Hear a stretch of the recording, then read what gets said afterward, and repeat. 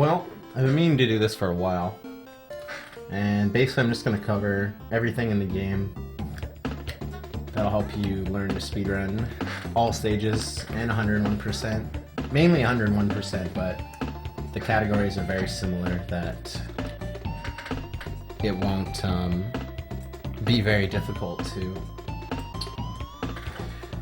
get like the information you need from this tutorial for all stages. So like the first thing that I guess I'll cover is like version differences. The US version is fastest.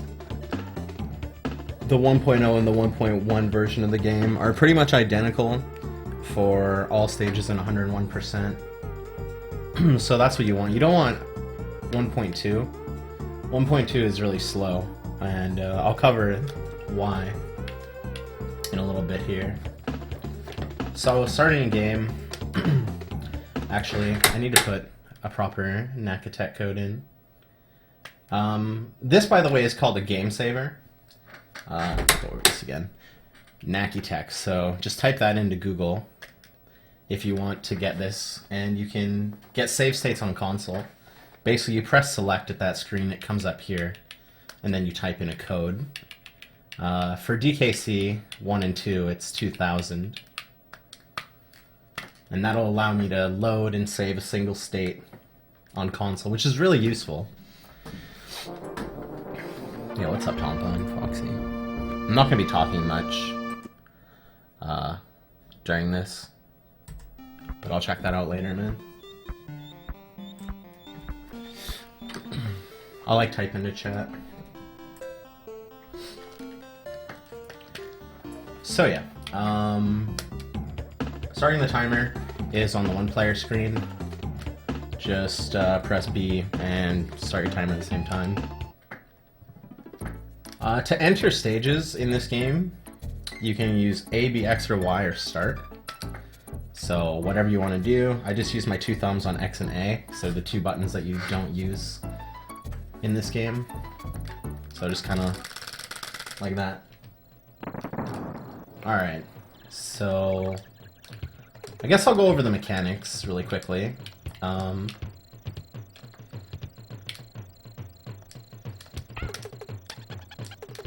Donkey is like, he's really slow. He's really hard to control.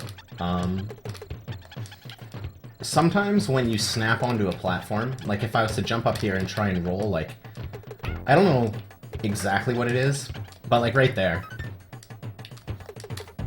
you can try and buffer a roll with Donkey and nothing will happen, depending on how you like land on a platform, if that makes sense. So sometimes you want to press Y twice. Not like you would ever really be using Donkey, but like, just, if you ever have to, it can kill you. His hitbox is bigger than Diddy's. They jump at the same height, but his hitbox is bigger. Donkey can kill enemies that Diddy can't. Let's see. That's pretty much about it. He can't really do much. He's really slow. His roll doesn't seem to last as long. And generally in the speedrun, he's a pretty useless Kong. So anyways, you start out here, do this stuff here. Interesting enough, it's actually faster to swap, but I will get to why overall it is faster to get hit there.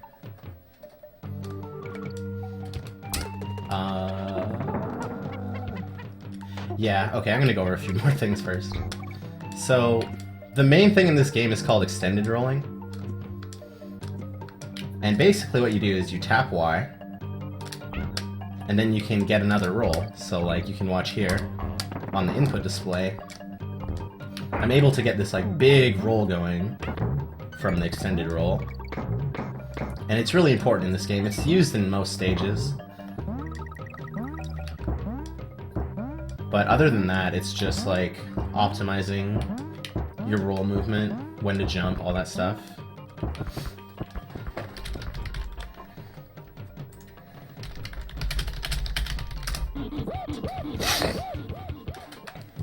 New split up glitch setup.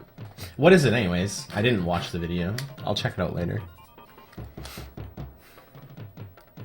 So now that that's out of the way, we do this. This is a double extended roll, so extendo, and then I tap again. Roll off of the edge, land on Rambi. The reason why I go to the left, like I bounce off of the crate and then I go left and then land on him, is because you retain some of the speed when you land on Rambi.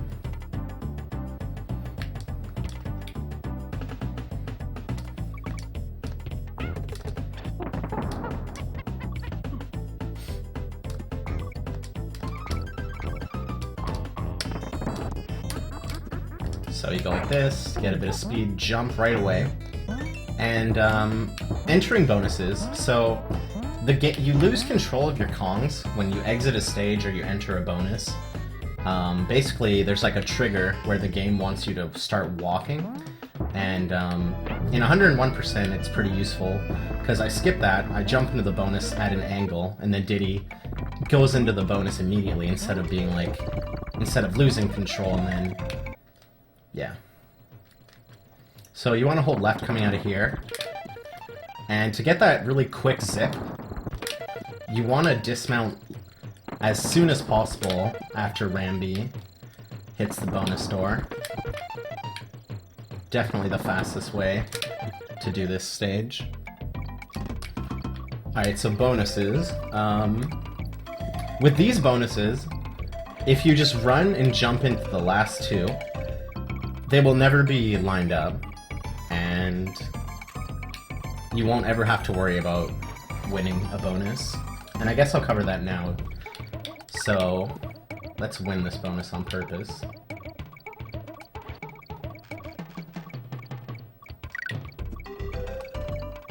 Alright, so now I've won the bonus. And now I have to collect this thing. So, for one, lining up the bonus is slow, and the animation is actually slower as well. Diddy's animation is much faster when he loses. So you just hold left or right and jump into those two. And he stomps on his hat and gets mad. And that's what happens. So you want to hold only right exiting this bonus. If you hold right and Y, my save state messed it up, but you will bounce off of this thing. And then you'll like bounce off of that and then land on the clump's head, and like it just sucks. It is possible to roll off of the edge, but again, you can't buffer your roll because you will bounce on this thing. And that's something else in this game.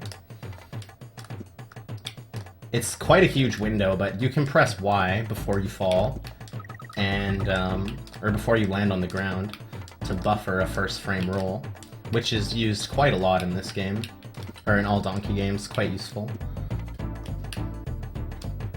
So I just kind of mash Y. I think there's like 1 or 2 frames where if you press Y as soon as you land, you can roll off of the edge. It's not like a big deal, so I just kind of mash Y and hope for the best. So I'm going to go over fast. Actually, I'm not going to go over that here. So yeah, you just roll into the exit. And there's an exclamation mark, which will tell you that you got 101%. And yeah, here's one too.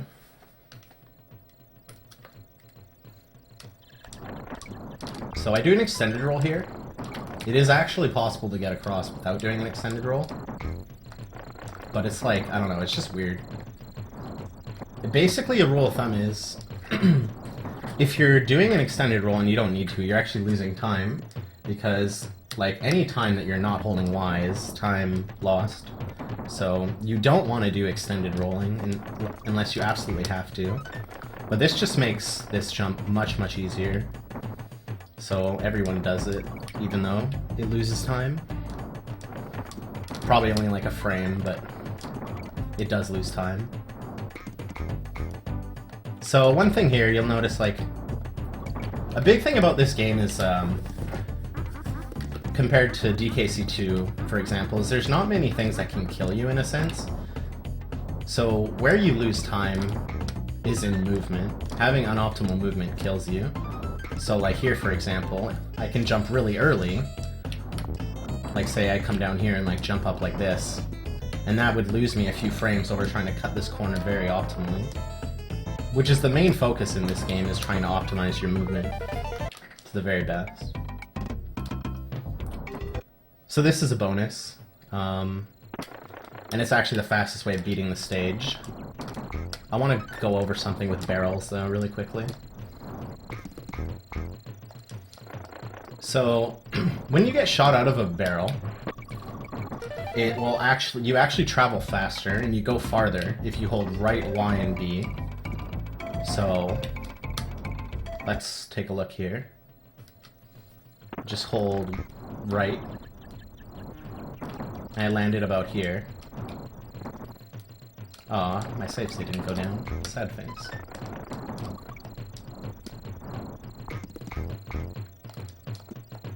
So like I bonked there, and that's like bad. Like I would honestly probably reset over something like that. So here's the save. And then here's right and Y. I landed all the way over here. And I'm pretty sure right Y and B will take me to the same spot, but it's like faster.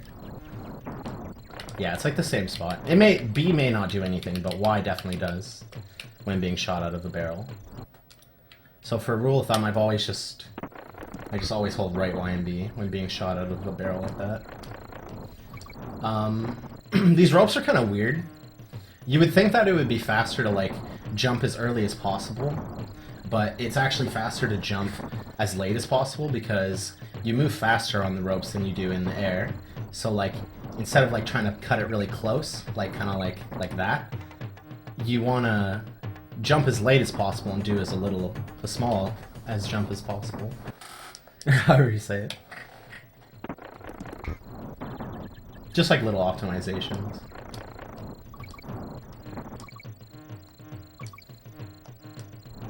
There's a bonus down here.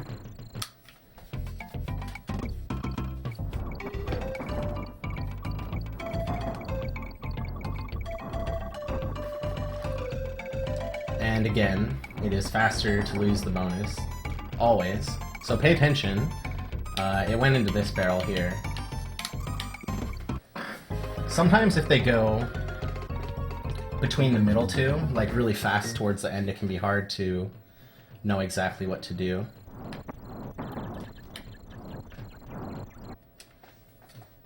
Yo, what's up, guys? Anyways, I want to cover the exit of that bonus again. And I'll go over barrels. Once again.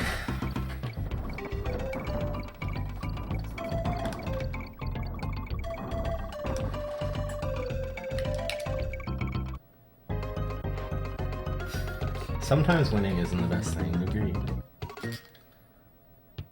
Alright, so I used to think the fastest strat would be to do an extended roll off of this guy, and then finish the stage like that. But it's actually slower.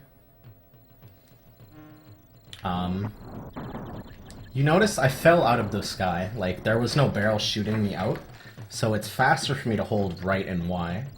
If I was being shot out of a vertical barrel, like going downwards, it would be faster to just hold right. You would go farther on the screen. There's an example of that coming up, I think, in World 2. So just hold right and Y. Do a roll and another roll. Easy.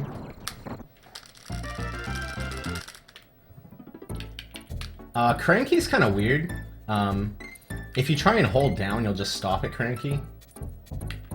So basically I just tap Y a few times and then, or down a few times, and that seems to happen. Seems to work well. So this is one of the first like hard stages in the game. The first bonus here is quite difficult. I let go of Y and do kind of like an extended rolling motion to not pick up the barrel. And then again, you jump into the bonus because it skips the animation of Diddy losing control. So you go up here, do a crawl space zip, jump twice, and then mash Y. And I guess I'll explain crawl spaces right now. So you can jump in and out of crawl spaces as long as you're holding down. If you let go of down, you lose control of Diddy, and he does this. So basically, to go fast through crawl spaces, you hold Y and down and mash B. Well, not mash, but just, yeah. And furthermore, if you were, like, depending what side of the crawl space you were on, if you press Y, you will be zipped out of the crawl space, either to the left or to the right. So if I'm more than halfway through this, I will be zipped to the right like this. Kind of like that. It's actually slower to do the zip there. But I'll cover that a bit more in depth in a later stage. So jump twice, and roll off of this edge. Very easy to lose time here.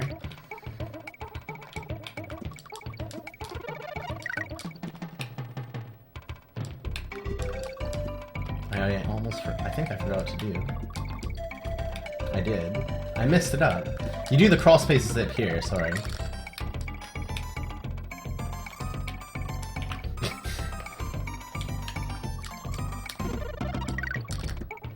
And yeah, there it is. So roll up here, jump into the bonus, and then just roll off the edge. If you roll too late, this is what will happen. So try to roll as soon as you land, and you roll over the tire and through the 3 Kremlings. Another crawl space zip. That's an extended roll.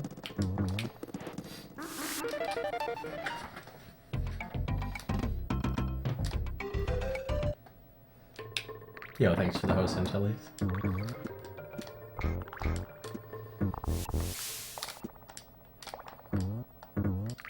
So this ending is kind of weird. I guess I'll make another save. Go over it a bit more in depth. I don't really know save strats for this game, so sadly this will just be like the optimal strats.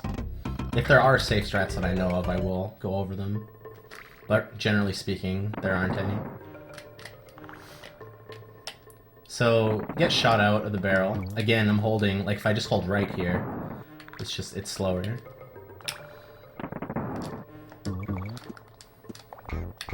And rolling through this first guy is weird. Like, sometimes you'll roll through him, but you won't roll through this guy. And sometimes you'll miss the roll entirely, and I'll try and showcase that. And you can die really easily. Like, say if I try and roll too early, or too late, I don't even know what it is. You'll stop right in front of the second Kremling. And you can die. There's a couple ways to end this stage. You can go like this. Or, I don't even remember this way anymore. Oh yeah, like that. You can do that. The best way is to get a big roll here and then roll on the edge of this.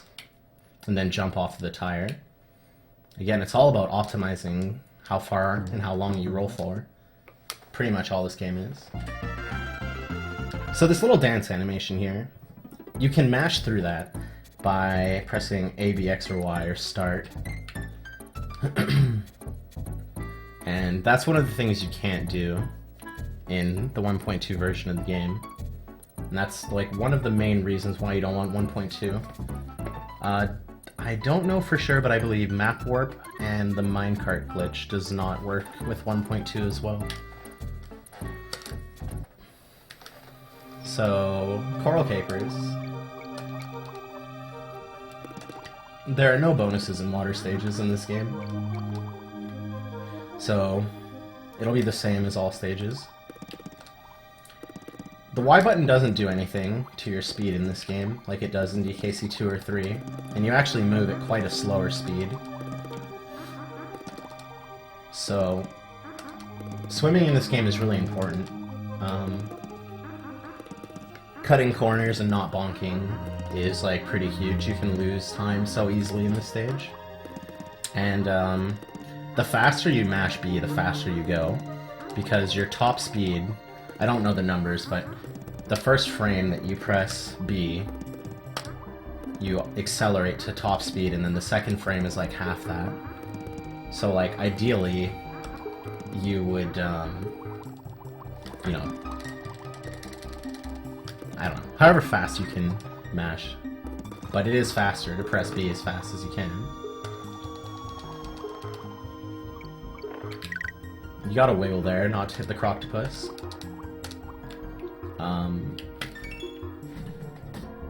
There's this little like kind of circle thing in the coral. It's like a little brown mark. And I come up like this and I bonk Diddy's head here. And that will allow me to cut this corner perfectly. Just like that. Alright, so end guard. You'll notice that that was kind of slow. Now if I hold up and B, or no, just B. If I press B as I get on end guard, you get this acceleration, and basically you're at max speed as soon as you land on end guard.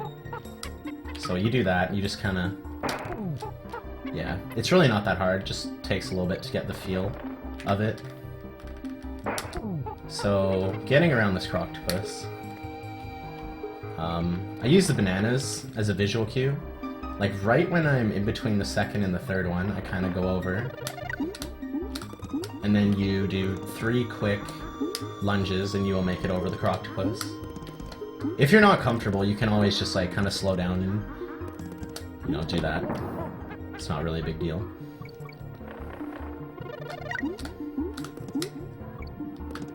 You may have also noticed that we are avoiding DK, and I will go over that at the end of this stage.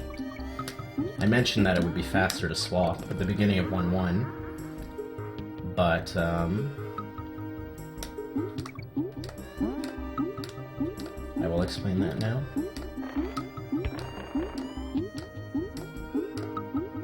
It is end guard. Sorry if that sounded like unguard. So, when you enter a stage,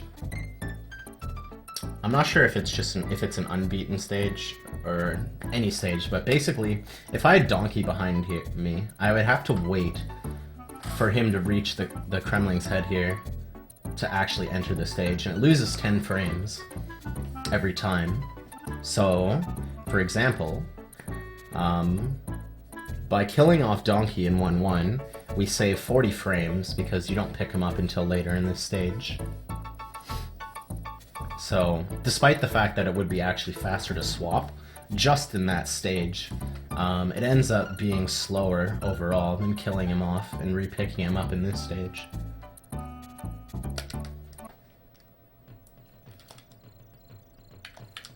So I tap left, kinda, as I...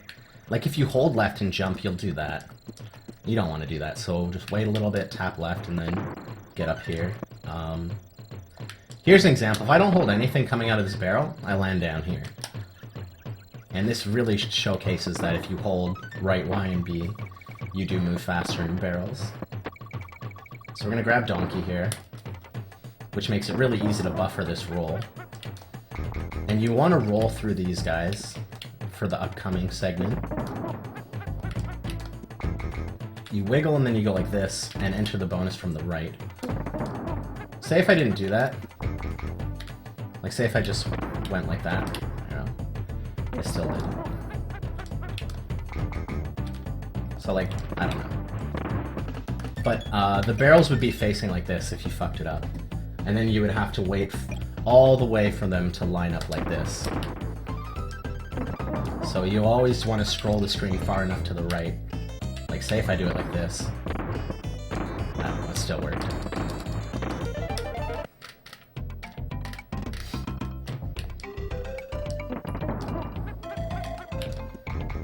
Just do this.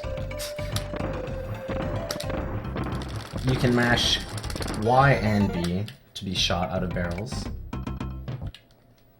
So coming up is the first well, not mandatory, but...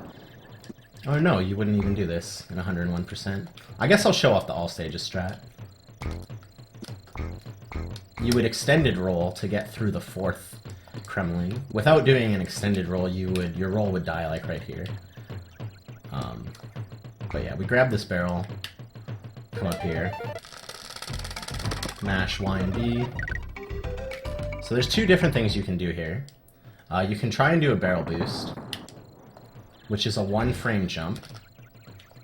I'll go over barrel boosting more in 4.1, but basically there's 1 frame when falling off of a ledge. The game considers you to be on a slope. And if you jump off of the slope with a steel keg, or a barrel, any barrel, you get a massive speed boost. Basically, you would jump off of this ledge, you would get a speed boost, wiggle in midair, bounce off of this guy, and land up here, which is essentially where you want to go. I'll see if I can get it, just to show it off. I probably won't because it's stuck.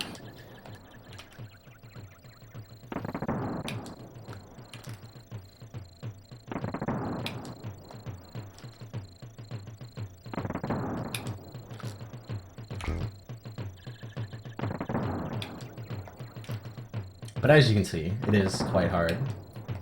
And it's hard to have, like, using a visual cue kind of sucks too. You kind of just have to feel it out.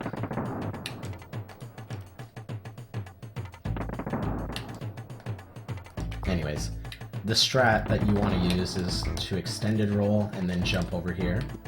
And it's pretty tight. The later you do your extended roll, like actually pressing Y in midair again, the better success rate you seem to have. Common mistakes, jumping too early and falling in the pit, or getting hit like that. Those are like the 2 ways you're generally going to fail it. You could just go for the barrel boost, and if you miss it, just roll through this guy and then go like that. But yeah, you just want to do that, get up here, and then, yeah. Sadly, I don't know 100% what the fastest way is to finish the stage.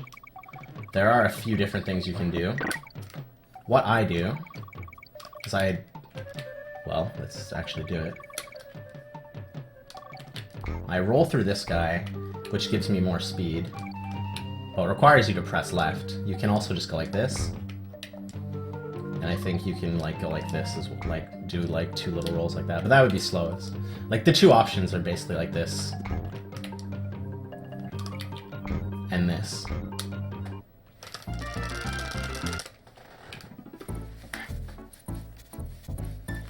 Oh, you can get sub-pixeled for the barrel boost? Dude. That's sick. I'm assuming it's a sub-pixel. Alright, 30 minutes in and we finished 1 world. This world took a while because I had to explain a lot of stuff. So, this fight, this guy's a bastard. If you try and jump on him too early, you'll bounce off of him. Basically, at the apex of his height, when he just starts to go down, is when he's vulnerable to an attack. So, optimizing this fight can be really annoying. You can play it safe and, like, if you want. But I would definitely suggest trying to time it. I find visual cues throughout the background for where to jump. Find whatever is comfortable for you. It's really not that difficult, but it can be annoying to miss a hit. It happens to like the top runners, so.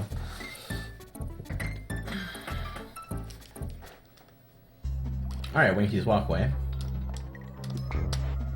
That was an extended roll. This is like the first major extended roll in the game. Not this one, but the one coming up afterwards. Basically, I'm gonna tap, tap, and press, which will allow me to roll up here. And I'm not really gonna go over this too much, but you can probably see in the input display where to go about doing all this stuff. Pretty straightforward stage. I don't really need to cover anything here. If you roll too early at the edge of that platform, you won't roll through the bird. So you want to make sure you're rolling like off of the edge.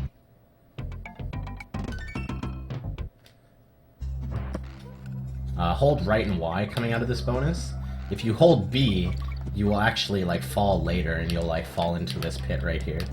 So only hold right and Y coming out of this bonus. Roll off of the edge. Well, I guess I'll explain rolling off of edges and stuff. Say if you start a roll here,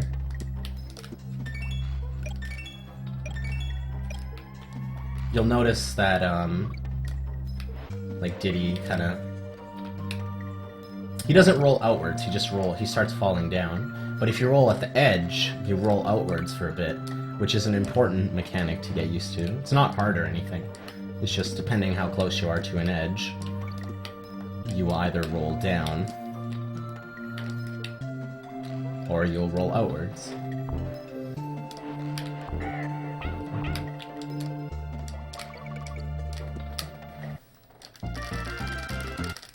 Everyone's favorite stage as a kid. Good thing we get to skip it. I'm gonna kill myself and actually talk about this beginning roll here. So if you tap Y, like this is actually like deceivingly tricky to get down, because generally what can happen if you want to roll and not pick up the DK barrels, you'll get a slow roll, kind of like this, kind of like that. But if you hold Y for a little bit and then tap it, you'll get a fast roll. Picking up the DK barrel isn't a big deal, like you can just go like this. I did that for a long time. But doing this roll optimally, without landing in that first barrel, is deceivingly tricky. I don't really want to go into minecart speed because I really don't understand it. I saw a video that Lepinok posted where he did exactly this and compared it to jumping on the minecart like this, and it was 10 frames faster to not do any jumps. So, yeah. Minecart speed is really weird in this game, as opposed to DKC 2 and 3. Alright, so Bouncy Bonanza. Hardest stage in the game so far. This bonus coming up, you want to press left so that you don't nudge off of that little lip there. If you do, you can land into the bees, and there is no other way to open the bonus. If you're scared, you could do something like that. Generally, I just jump, and I have a feel for when to press left. Alright, so exiting out of this bonus, so I'll hold all these directions. Oh, dang, I got smoked. Okay. So what I do is I hold right for a bit and then go back and roll off of this ledge over the bee. Seems to be the fastest way to go about doing that section. Alright, so here's where crawl spaces get interesting.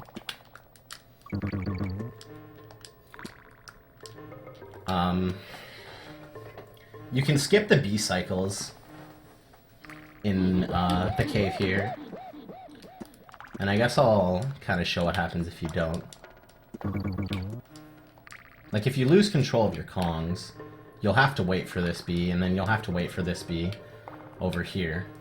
It saves about 3 seconds overall, or something like that. There is a crawl space zip here that I go for. It's about half a second faster, but it's quite hard to get down. A lot of people will try and do the zip and bounce on this tire. So the main thing about this is that you land here, and it's really unfortunate that that stupid piece of background is right in my way, but you have to land before the crawl space, obviously, or you'll lose control of Diddy, and you won't be able to make it across. So, if you don't do the crawl space zip, like say here, I'll mash B, I get these big bounces off the tire. But if I just press B twice, I get these smaller bounces. So time your jumps and just go 1, 2. Well, it usually works. And then you will, yeah. You will land in front. And basically you want to, like, let go of the D-pad just for a fraction. You don't have to, like right there I didn't, but if you're kind of scared, you can. This is a hard trick, it'll take a while to get used to. And then you have to stop like this. Like mid-crawl space jump, you just hold down. And then you can jump again. And that's a very important mechanic to get used to.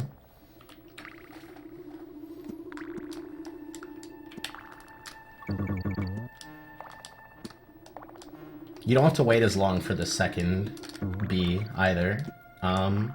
So coming out of this crawl space, it's actually possible to roll off of the tire.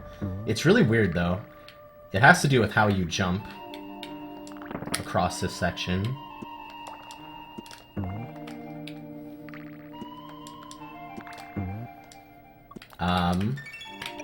Right here, where it goes from light to dark, like kind of the little hill, like right there, it's like a line. You jump on that line, and you will always bounce on the Kremling. It's the fastest way to go about doing that section, and it's very easy, very free. Jump, go over here, roll. So this jump to get across is quite scary. You have to jump, like you have to be close enough to the B. I'll just show it again, I'll go get a better save here.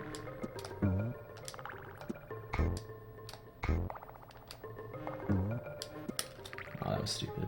No, I didn't swap, nice. So you have to be close enough to the B, like, so that you make it across. If you're too far away, you will plummet like that. And if you're too close, you'll get hit. So like, say if I jump like here, and I die. So you have to be really close.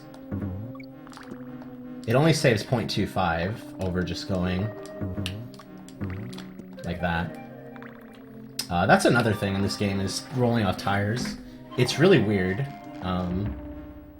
Like, depending on how you land on the tire, you may have to delay your roll. Like, say if I land on the very edge of this tire, then I can roll right away.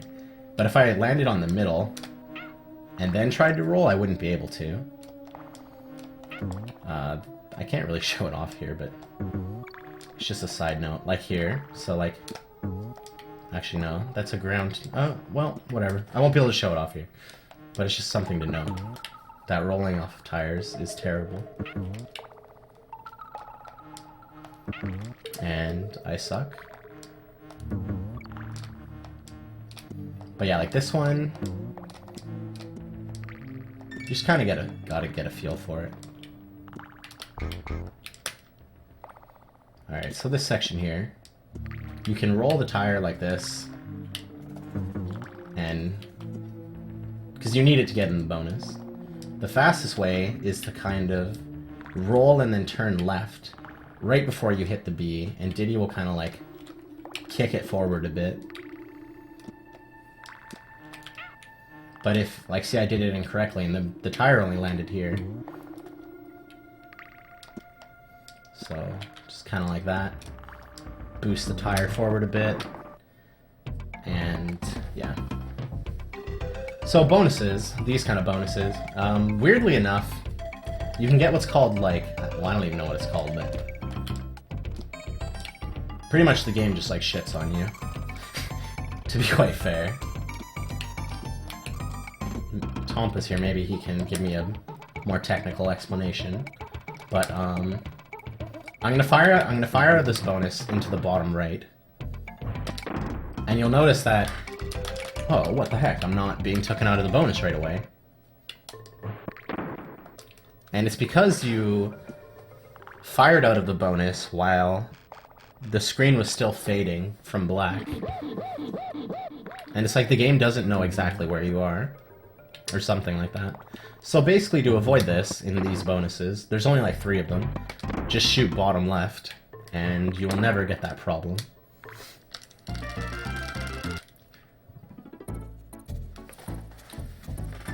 So, stop go stations. The first stage that you're going to re-enter to do bonuses because it's faster.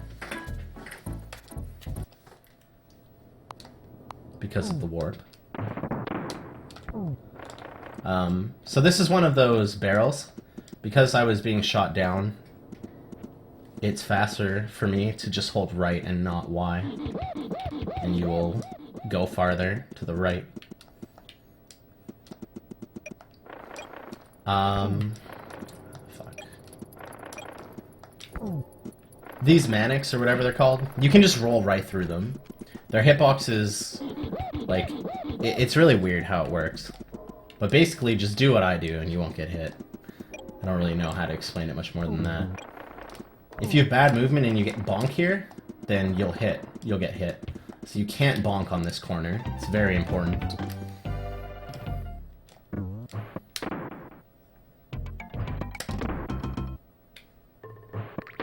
Same with that barrel. It would be faster to not hold Y. It's just something to remember. It only saves like a frame or 2, but it's free time save.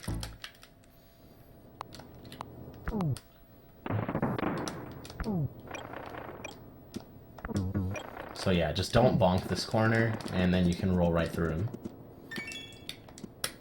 So, this is the first example of fast exits. If I roll here, I lose control, and I walk into the exit. Like, you can see it. But if I roll, let go of right and Y, and repress, I will skip that animation and exit the stage much faster.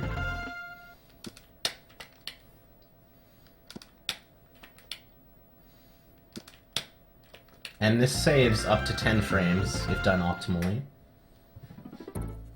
So you don't have to hold anything on the overworld here, just mash, and you'll re-enter this stage. Take the warp again. Now if I just go like this, there's a bit of lag right there. So you want to kind of hold left a bit, and then that guy also will still be sleeping. But this strat is kind of hard. If you notice, I'm not letting go of left. And that's what makes it hard. If you're scared, I think I am the only runner that does this without letting go of left. So, like, if you're scared a bit, you can just, like, you know, line yourself up so you land on the edge of this platform. But it's not that bad. I definitely suggest to just learn this properly. It's a tough section, it'll take a bit of time.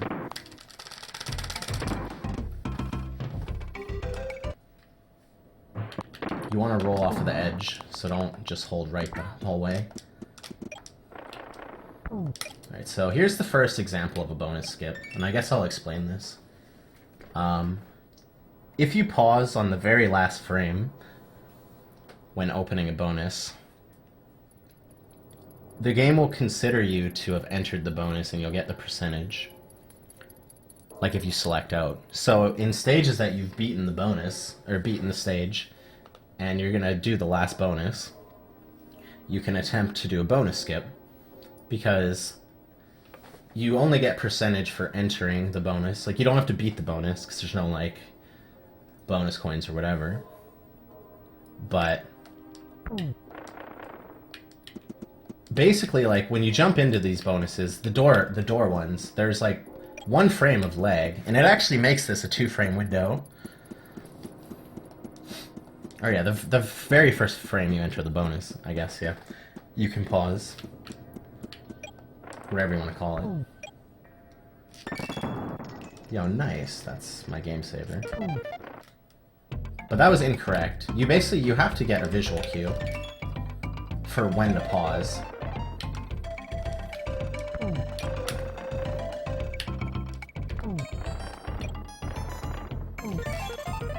So, like, that was the correct frame. And now I'm gonna select, and I'm gonna have the percentage. That bonus, that only saves like a couple of seconds, so it's really not worth going for. Unless you're going for like a crazy time, or you're good at them. There's one in this stage that saves about 10 seconds, so it's quite important to go for this one. There's 3 in the game that save roughly 10 seconds, and this is one of them.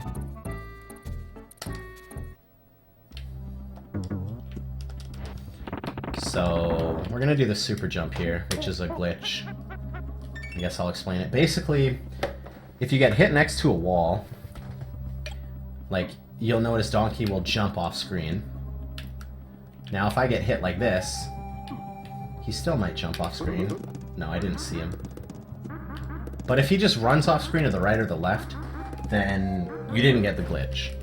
Basically, you want to get hit so he flies up screen like this. And this puts your Kongs in a glitch state. So, now I get control, take damage, land on this enemy, and you jump infinitely until you let go of the B button. Alright, see you later, Tompa. So we do that here to reach this bonus, or warp barrel, which you would have to grab a tire and roll it over there, and it's actually terrible. I'm not even going to show the strat because it's so terrible. This only saves like half a second over the tire because of how long it takes to set up the glitch, but tire over gap is like actually awful. So yeah, we re-enter the stage. Come over here. There's 2 strats you can do here. I'm only going to show off the one because I timed it and this is actually faster.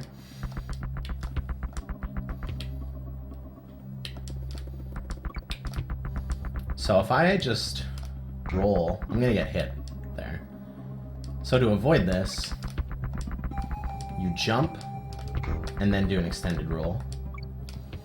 Roll into these guys and get hit and then land in the bonus. This is a good time to explain this. So if I get hit, now I'm not holding B. Donkey just does that little jump, right? Now if I'm holding B while I get hit, he went way up there. It actually loses like a second. I don't know the exact timing or how much it loses, but it's quite a lot. You can visually see it. So that's something to note whenever you have to intentionally take damage. Like right here, I want to let go of... See, I didn't let go of B, and it was slow as heck.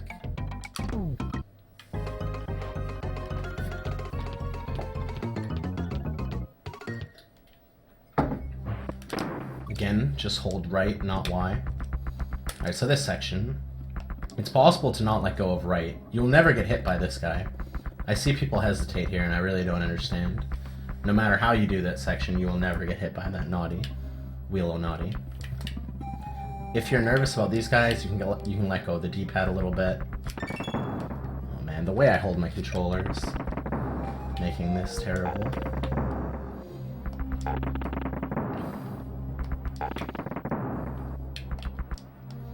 But yeah, this is the one that saves a lot of time. And the reason why it saves a lot of time is because in these bonuses, you don't have control of Diddy until this whole thing is gone through. So you want to do a bonus skip here. It saves a lot of time.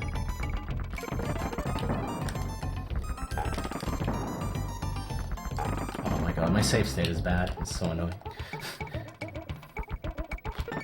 But yeah, that's the frame. Basically, if the bonus is open and Diddy's in midair and you heard the bonus door open, paused on the correct frame. Select, I've got the percentage. I guess I'll go over percentage now. It's kind of important. We're gonna skip the World 2 boss. It's because it doesn't actually add to anything. In this game, what gives you percentage is the 33 stages, the 67 bonuses, and King K. Rool, which ironically adds up to 101. And also, it's 101 for DKC 1, 102 for DKC 2, and 103 for DKC 3, which is kind of a neat thing that Rare added. So we're going to do a glitch called Map Warp. Just a one frame trick but it's not really as hard as it sounds. Basically, there's these corners on the overworld here, and they're only in World 1. And on these corners, you stop for 1 frame. And the way the game is programmed is if you are stopped on the overworld, you can't enter the stage, because it assumes that you're on a stage. But if you press an input on the 1 frame that you stop on the overworld, the game tries to enter you into a stage, but doesn't know where to send you. 3 of the 4 corners in the overworld will send you to Orangutan Gang. Here's the 4th one. And I believe it's this corner here, right there, sends you back to 1, 2. They all send you to different spots. In all stages you would do this bottom corner down here. And for any percent 101 you want to do this corner here. Basically just mash your dick. Some people use their hands, some people use spoons, Wiimotes, cell phones, whatever. I'm using my knuckles right now. And then there it is.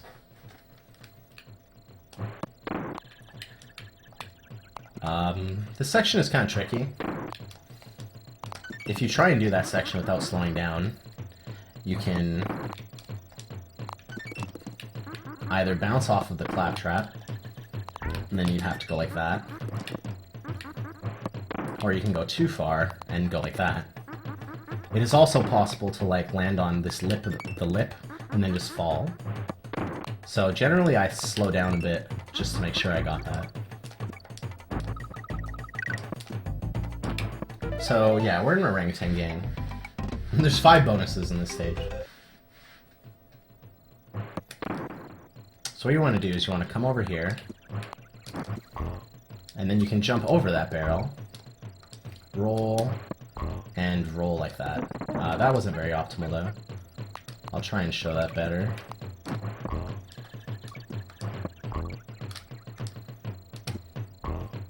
Now this save state, I didn't get the first bonus, so I should probably get that for the sake of the tutorial.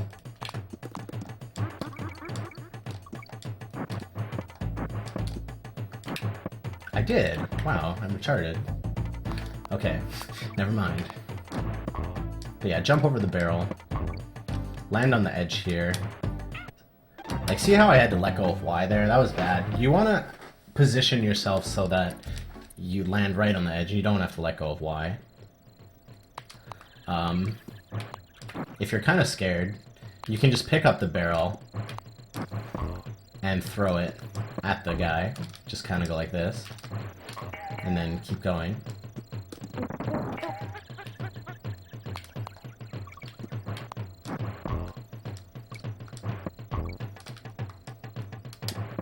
See, like, even there I had to let go of Y a bit. You want to roll late here. Like, you would think that you could start your roll like somewhere around here, but you can't.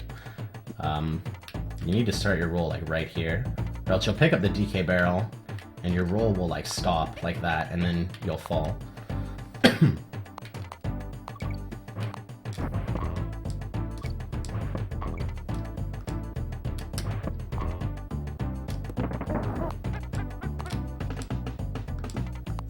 So yeah, we're taking Espresso back to beginning of the stage. There's a couple ways to do this section. Hippie does it differently than me. He like flutters over everything. What I do is I switch my grip to claw.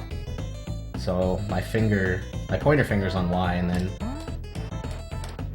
my thumb's on B. So I can do like 1 or 2 frame taps really easily, making it not scary to go under the Bs. But basically you want to tap, and then jump at the very edge of that platform. If you jump early, you will get owned by this claptrap, and you will just plummet into your death. But like, if you were scared, I guess you could, like, I don't know, jump up here, and you can run through claptraps. This is the thing. While they're moving, you can run through them. Most of the time, you can actually run through them, but it is possible to get hit by them. But like, yeah, like I can just go like this. So I guess if you were scared, you could do something like that. Actually, that's probably the best way to do it. I just don't do it that way. I guess I'll go over Espresso's speed. Her speed is the same when you're running, when it, like, supposed to fluttering, so it doesn't matter. Jump, run, like, you're going the same speed. So strats can differ with the bird and not lose any time.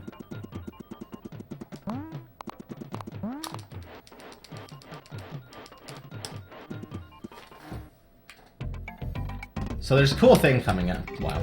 There's a cool thing coming up with the Espresso and bonuses. I'm going to be able to jump out of the bonus barrel. So I'm going to... And you'll actually see this tire kind of... The color of it, like, change. Almost like... It's like I'm bouncing off the tire.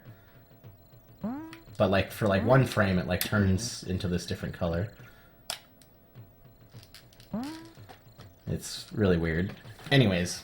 You jump out, let go of B, and then press A.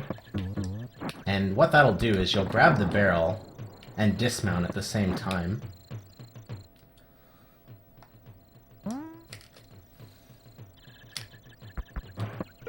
Now, this bonus is a bastard bonus.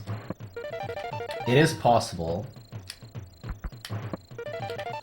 to go too fast and... like I did there, and the bonus hasn't completely loaded, and then you just got cock-blocked. So to avoid this, you just kind of go right a little bit longer, and then go in, and you kind of do this little bounce off of the tire into it. Like, you really don't even have to go that far, just like that. And you'll never have that happen. It's terrible. It feels awful. And you come over here, grab this, or go into this bonus. Now you want to hold left here and not Y. And that is the last bonus.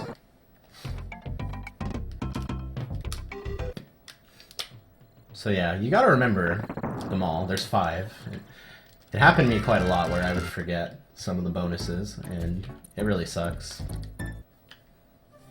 Again, water stage, so no bonuses here.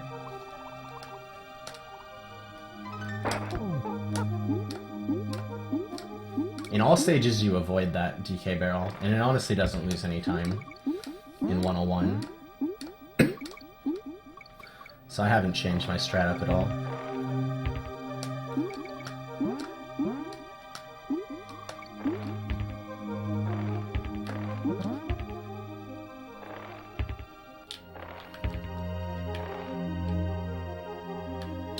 Dang it, dude.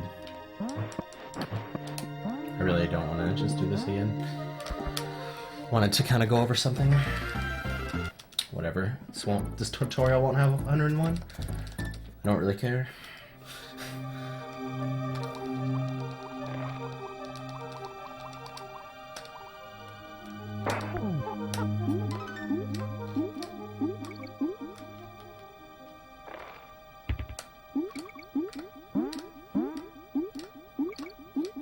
Alright, so this section.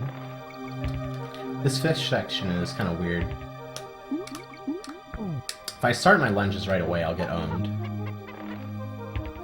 And if I start them too late, I will also get owned.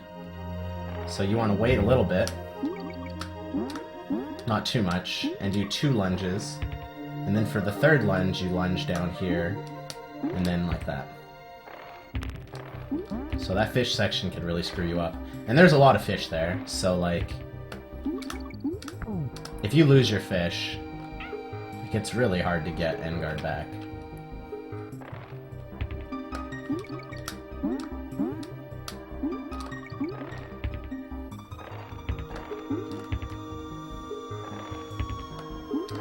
Now, end guard's hitbox is really, you can really abuse it in this game. I won't go over it in this stage, I'll go over it in Poison Pond. Now, the fastest way to do the ending requires you to have optimal lunging with end guard. If you have suboptimal lunges, it will not work.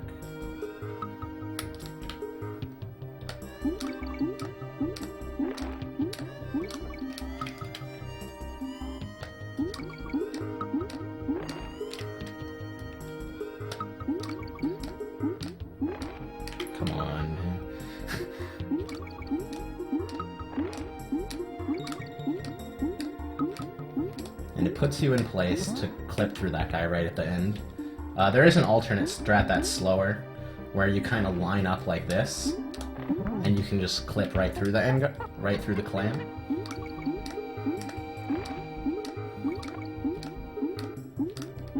But this is the fastest way to do the ending. So... Man, my throat's hurting. I haven't talked this much in a long time. So there's like a quick hit with the start of this fight.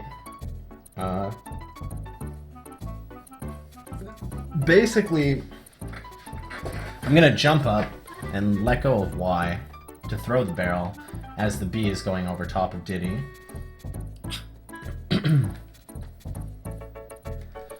And that will allow me to hit the B while he's up top, which normally isn't possible.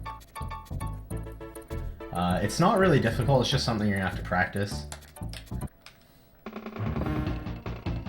Just like that.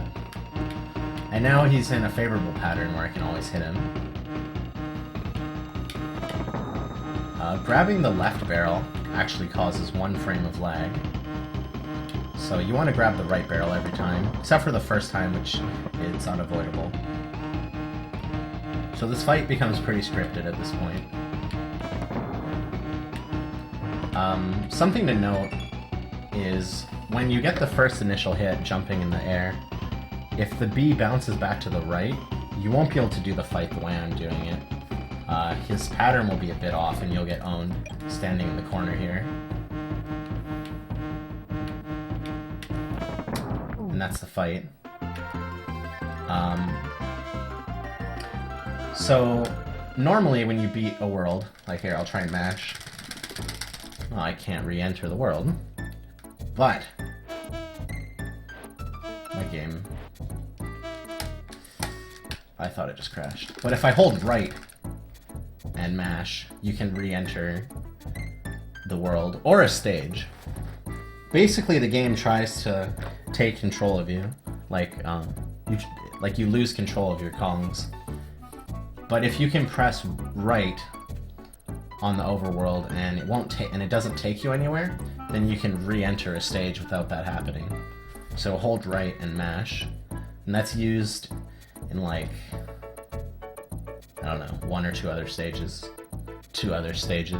and then at the end of that world, because you have to re-enter. Alright, so World 3. The hard part of World 3. Interesting enough, this bonus, or this warp barrel, is based off of 2 things. It's based off of a timer, how far, like how fast you get here, and whether or not you have Donkey on screen.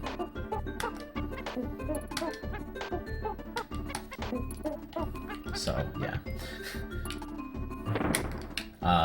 Coming out of this warp, if I hold Y, I will bounce on this guy.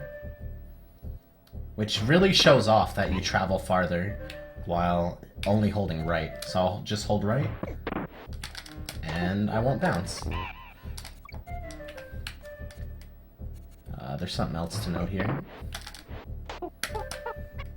If I roll into this barrel, like if I try and do that section really optimally, the B will own me. Like say I go like this, the B can own you. So basically just kind of go like this.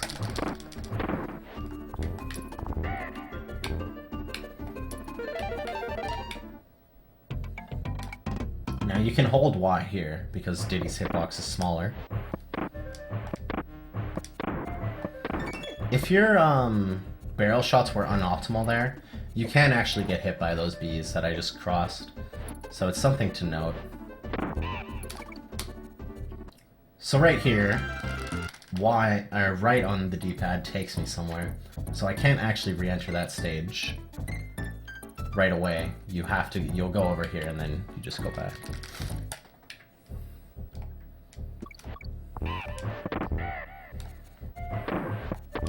Alright, so this strat here, basically the game wanted you to do this, but if you jump off of the last couple of pixels off the tire, you will land there. Now, something to note, say I didn't do it optimally. Oh shit, you die. And it's really hard to react.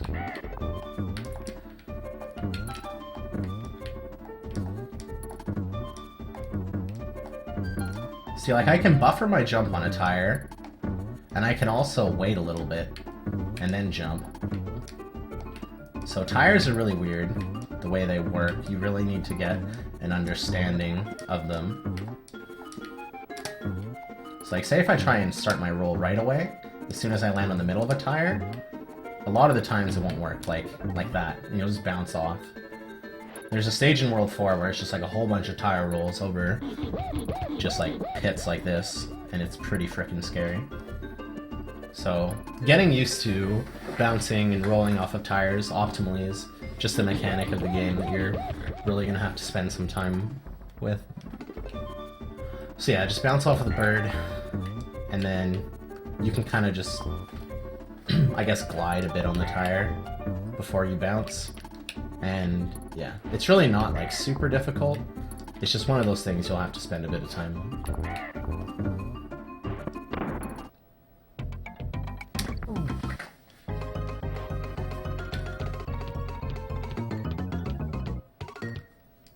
So you don't hold Y. You press Y to roll here.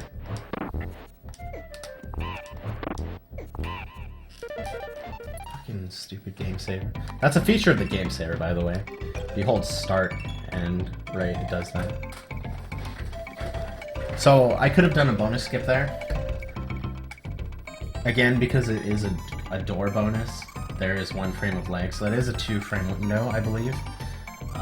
Having a consistent visual cue to know whether you paused on the correct frame is kind of, like, difficult. So I don't really advise you to go for that one. And then there's 2 more in this stage.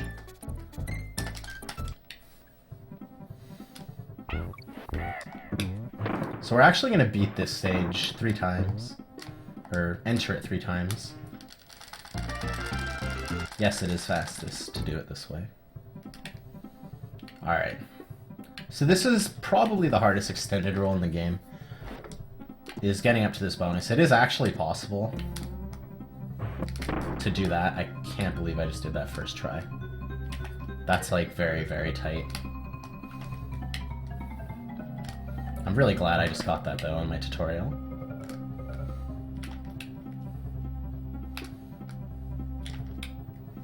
Twice too. Anyways, I mean, I guess if you're good at it, you could go do that strat.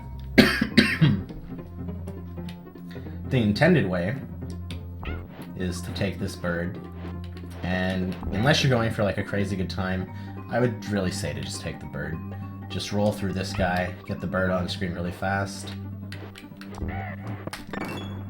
Okay. Now I just skipped the bonus. This one is 1 frame. The barrel bonus skips are only 1 frame because there is no lag frame. So I just paused on the very first frame that I quote-unquote entered the bonus. And basically if you paused the game and you heard the barrel shoot, you paused on the correct frame. Now I can select out. There is still 1 more bonus, so it won't give me the exclamation mark, but that is a bonus skip. Anyways, the strat you want to do is like that. Basically, you want to do an extended roll and then jump right here. Right where these, like, the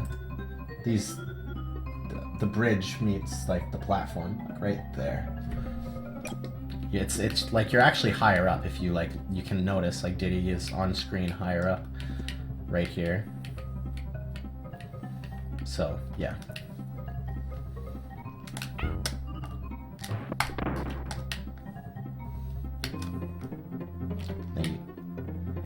You could try that strat if you really hate yourself. This is really easy to fail because, for 1, the extended roll is pretty tight, and for 2, the timing where to jump is actually pretty tight.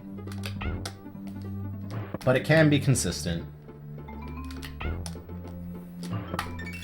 See, like, that was too early because I didn't hear the barrel shoot.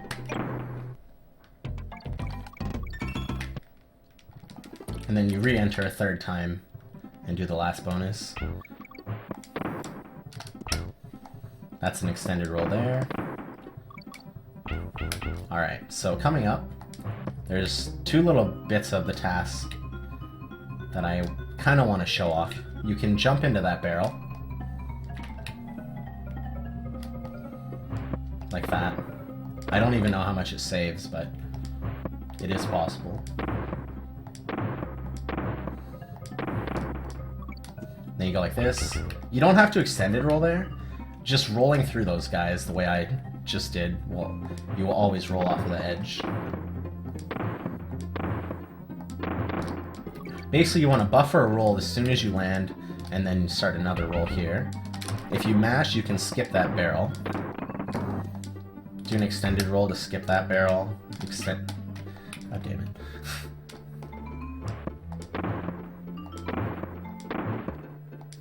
So roll, roll. Skip the barrel. Extendo. Extendo. Alright. So the basic strat is just to jump off of that guy and you'll land in this barrel. It's like, you literally just jump. It's really easy. What the task does is it rolls off of the pixel like that. And then you would land into the bonus. I timed it to save about 2.5 seconds over what you would normally do. And again, you can do a bonus skip here because this is the last bonus in the stage. So there it is. That's the correct frame. And now I will have the exclamation mark. Just give me a second here.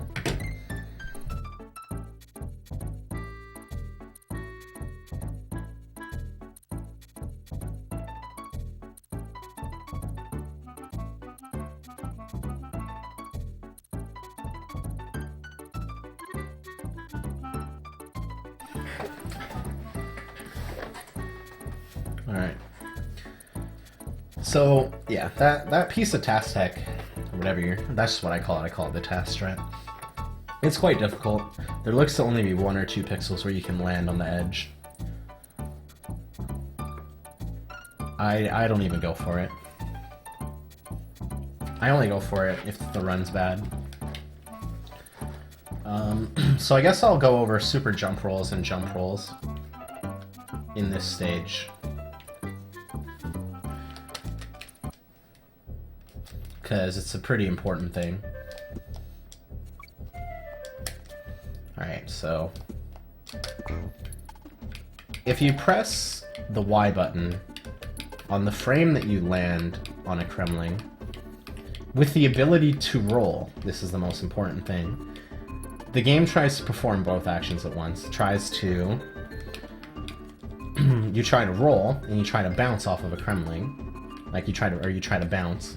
So this is what happens. It's called a jump roll. You'll notice I got hit by that bee. And that would normally not happen. Like, here, let's get it again. See, I don't get hit. So, I don't know exactly the count, but you drop a pixel every like 4 or 5 seconds. Like, it's a certain frame count, I don't know what it is, but you do slowly lose your vertical position. So yeah, I couldn't just like, and then try and do a jump roll if the Kremling was right here, because I don't have the ability to roll, and that's, a lot of people get confused by that. You have to have the ability to roll, and that's, well, it's possible right there, because it's right off of the edge of this platform. So generally, all jump rolls will be like at the edge of a platform. You press Y, and yeah. Some jump rolls, like depending what kind of explosion you get, which means like what it looks like when you bounce off of the guy, like, here, let's get him back on screen here. See, there was like that kind of explosion.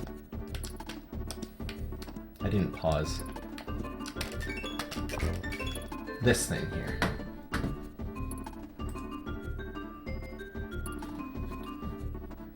I call that an explosion. Basically, if there's only one of those, it's called a single explosion, which means in the middle of my jump roll, pressing Y would do nothing. If there's two explosions, a double explosion, that means you can actually roll out of your jump roll, which is very important to note because if you press and hold Y while hitting the frame, you will actually get the jump roll and you will roll out of it. It's a 5-frame window, so like when you tap Y, it has to be for less than 5 frames, which is quite easy to do like a really short tap like that. Generally, you just want to tap Y. Personally, I find it much more consistent to tap Y over holding Y down. I don't know why, I just do.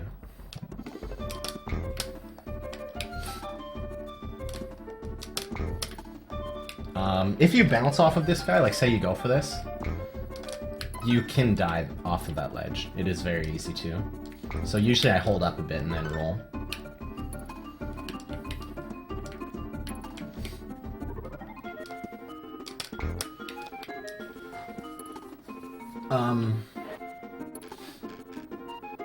Ropes in this game are really weird, like, gotta find a better rope, like this rope. See, like, I can't really jump off of it. You can't jump off of a rope until it starts slowing down, like, see, now it started slowing down, then I can jump off, like, in the middle here, like, I can't jump off of it. Anyways, let's go back. You won't go for this jump roll in a run, because it's actually slower. We used to think it saves 9 frames, but if you skip this, hey look, I get hit. Skipping the rope saves about 1.5 seconds.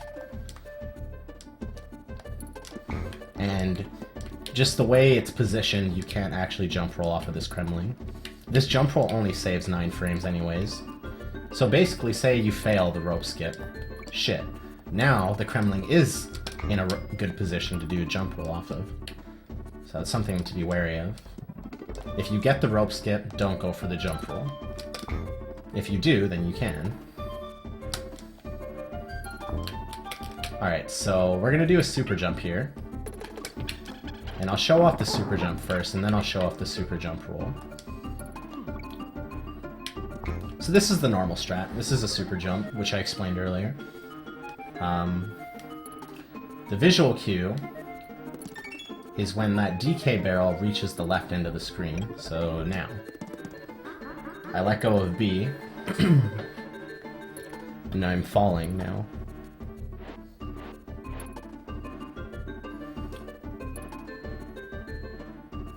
This skips this auto-scroller, basically.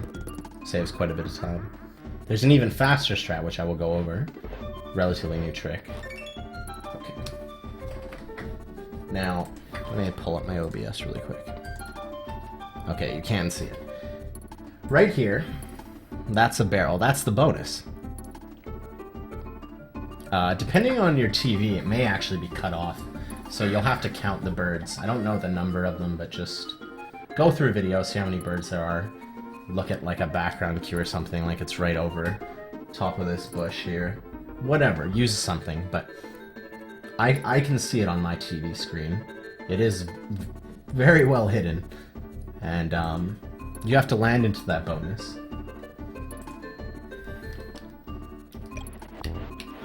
So depending on when you let go of Y, wow, that sucks. Whatever.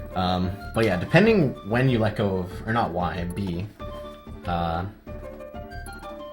you will bounce on a different amount of birds. Like right there, I bounced on one bird, and then I landed into the barrel. But like, say if you let go a bit earlier or a bit later, it's possible not to bounce on any birds. Sometimes you'll bounce on 3 or 4.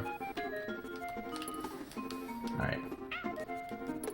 So now I'm going to go over a super jump roll. And what this is basically is, like a super jump, you have the glitch stored. So right now I have super jump storage, which means when I get hit and land on an enemy, I jump infinitely. Like it's a storage thing. Because Diddy flies up off screen. So now that the next time I take damage, when I land on the way it works is you have to take damage, and then Diddy flies up in the air from Donkey taking damage, and then you would hold B, and you would land on the enemy and bounce. You can't, like, take damage and then run a bit with Diddy and then just jump on an enemy. It doesn't work like that. Like, say if I go like this, try to jump on an enemy, like, I don't have it anymore. So it has to be...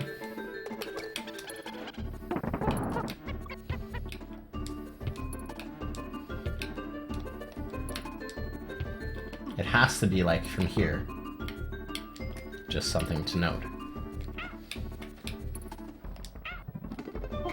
That's called insta-barrel. If you're not going for the super jump roll, you can grab the barrel instantly, and basically, when this first Kremling lands on the ground here, you jump and hold B, and then you will grab the barrel instantly.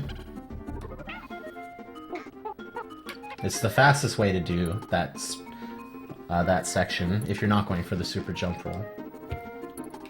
So I am going for the super jump roll, so I don't want to do that. Because I want the Kremlings to be there. Alright, so super jump roll. Dang. That was it. But I was trying to put a save state down at the same time. Basically, a super jump roll is the same as a jump roll, except you have to be holding B while you press Y, and it is only 1 frame.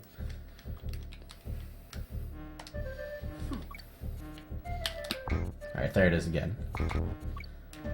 So from here, put a save down, because this is kind of important. There's these yellow bees here. 1, 2, 3, 4, 5, 6, 7. Now when the fourth one,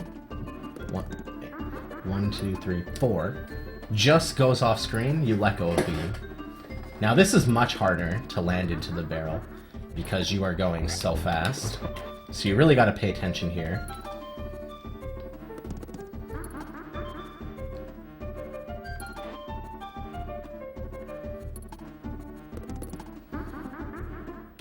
And again, depending how you did, like, see, I died there. Depending how you do the super jump roll,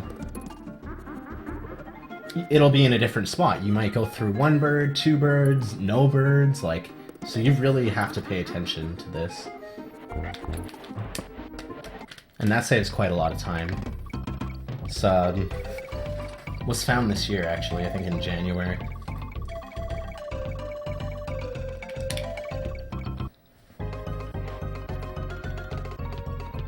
Alright, so coming out of this bonus,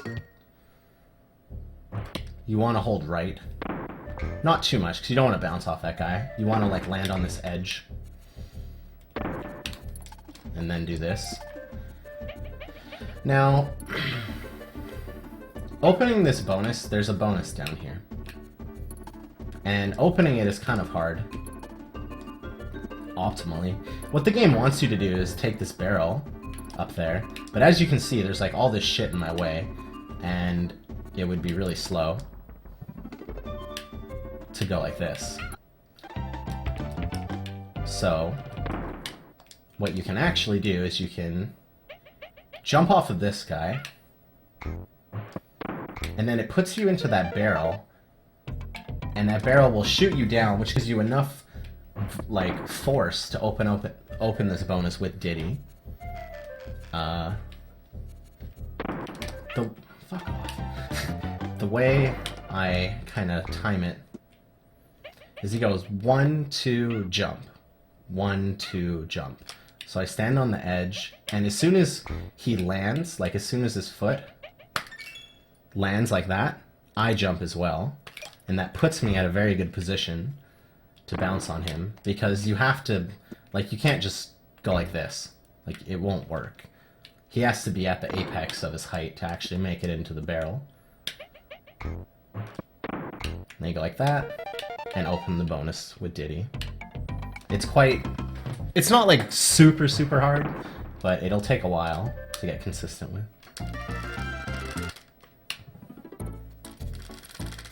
Alright, Temple Tempest.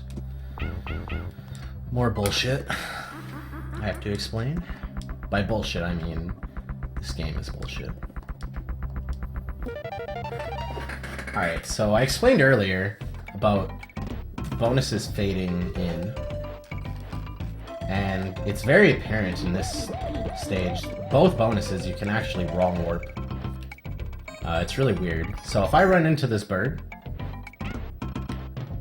that happens. Now normally if I just wait here, I'll be taken out of the stage, but I won't have espresso, which is bad. You want to have espresso. I'm not sure if it's possible. Like, say I get hit, let's see. Alright, so it is possible to make it over and get espresso. But, okay, say I get hit here. And now I fall into my death. Whoa, what's going on, man? I'm in 1-1. You just... And because I haven't beaten Temple Tempest, I can't actually select out of the stage. So, say, okay, I die here, and you're like, alright, I want to continue the run. And then you realize that you haven't beat the World 2 boss. So the first thing you would naturally do is you'd go to Funky Flights.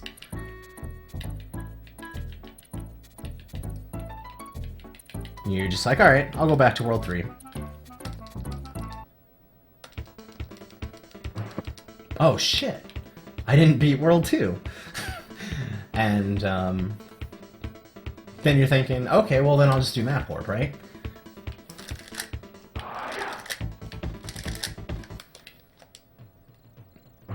You do Map Warp, and then you're like, alright, I have to kill myself. It's the fastest way out of the stage.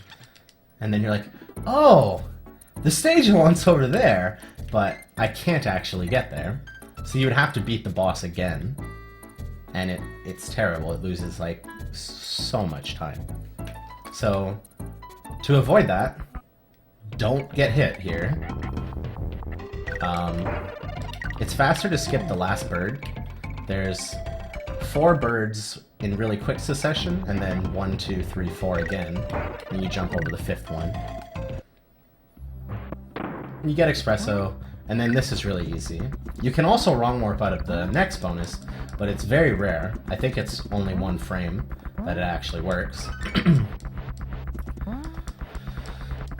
And again, in that bonus, upcoming, if you... Excuse me, if you get hit a second time... Because, like, I have to show the bonus. I don't know why I'm explaining it right now. You can wrong warp to 1-1. So you come in here.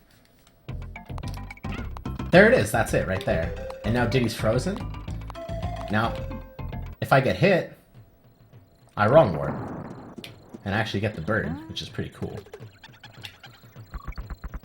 So to avoid this, like, that's pretty rare. Like, honestly, I could try this, like, a bunch of times. And I probably won't get it. But just don't try and optimize this bonus. Just run up a bit, and then start your roll. And you won't have to deal with that. But, you know, if you get cocky and you want to optimize this bonus, one of these times you're going to get hit, and your screen's going to freeze. And the reason why that happens is because you get hit while the bonus is fading in. And I don't know the technicalities, but I know that's why it happens. I don't know, like, the reasoning behind it. So you just skip out. You just don't try and optimize that bonus. It's that simple. And for the first one, don't get hit by the bird. Easy peasy. Now that you know that, this stage isn't bullshit anymore. Now we're done with World 3. What's up, Makara? So we're gonna go back to Funky's Flights. I guess I'll go over splitting a little bit. So generally what people do, because usually you have like a split for each world, right? Like World 1, 2, 3, 4, 5, 6 or whatever. Since you map warp to get into World 3, what I do is when I map warp, the first non-black frame entering Orangutan Gang is when I split. Some people split as soon as they get the map warp. They just try and hit their split key as fast as possible. Whatever you find more comfortable. And then for World 3, there's a couple ways to split. After beating this stage, you could split on the first black frame, like after beating it, or you can split on the first black frame entering 4-1, which is how I split.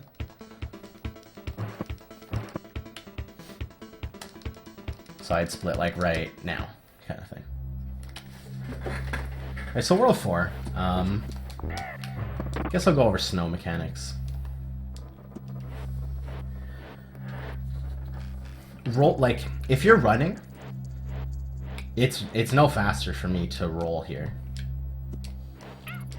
Like, at all. Like, you don't gain any speed. The only way it's faster is if you're rolling where you would otherwise be jumping, or if you're rolling through an enemy like this. But, like, say, like, right here, not faster to roll.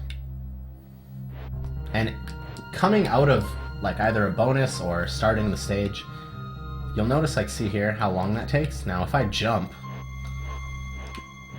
I get taken to max speed much quicker. Drunk as hell? Dude, nice. I've had a couple drinks. Only 2, though. And it is faster. So, jump, jump, and then roll.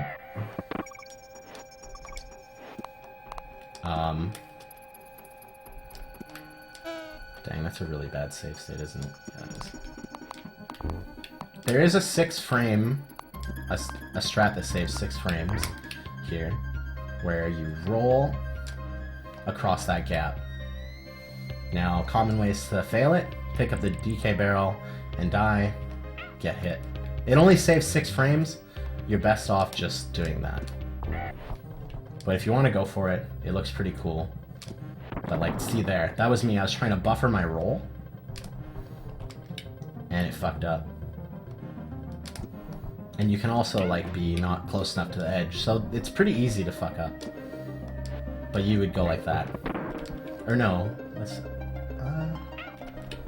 I think you would roll through the first guy.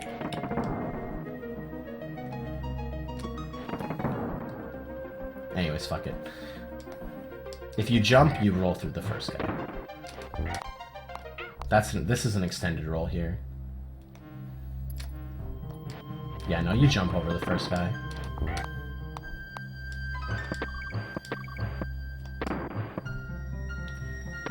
So... this stage can kind of fuck you. It's actually not that set of barrels, and I feel dumb for reloading my state.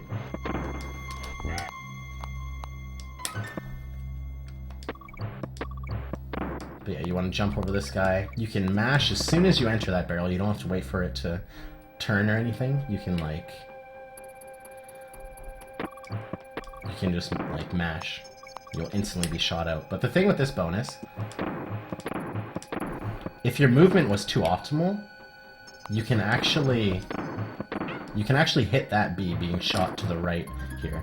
It is possible. It's only like a couple of frames, but it's just something to be aware of if you're really trying to optimize your barrel shots. Same thing with this claptrap.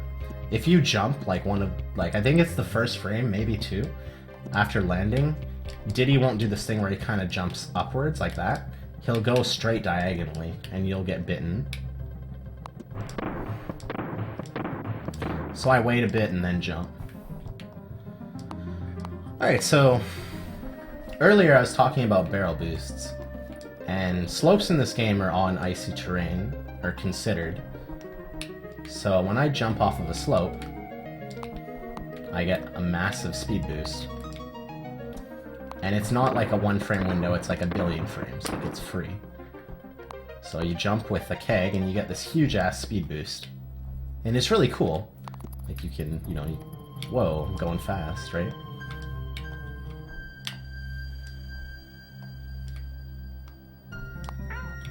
It's a cool trick. So right here, we're gonna use it. If you're scared, you can kind of go like this. Like if you don't want to screw it up. That's the novice route. The optimal way is to land right on the slope and continue jumping. Now, see here, I died. You have to let go of B at some point, or else you won't make it into the bonus, or the barrel. So usually I let go of B, like, right there. And again, since I'm at a stop, it's faster for me to jump right here to gain maximum speed. And this is another one of those bonuses. If I shoot to the bottom right, it didn't happen that time, but sometimes the bonus will still be fading in, and the game will be like trying to like it doesn't know where to send you. You'll never wrong warp out of a barrel bonus like that, but the game will get confused, and it takes like 3, 4, 5 seconds. I don't know what it is, but it takes quite a bit of time. So even though it didn't happen there, I always shoot those kind of bonuses to the bottom right or bottom left, just to be safe. Just like that.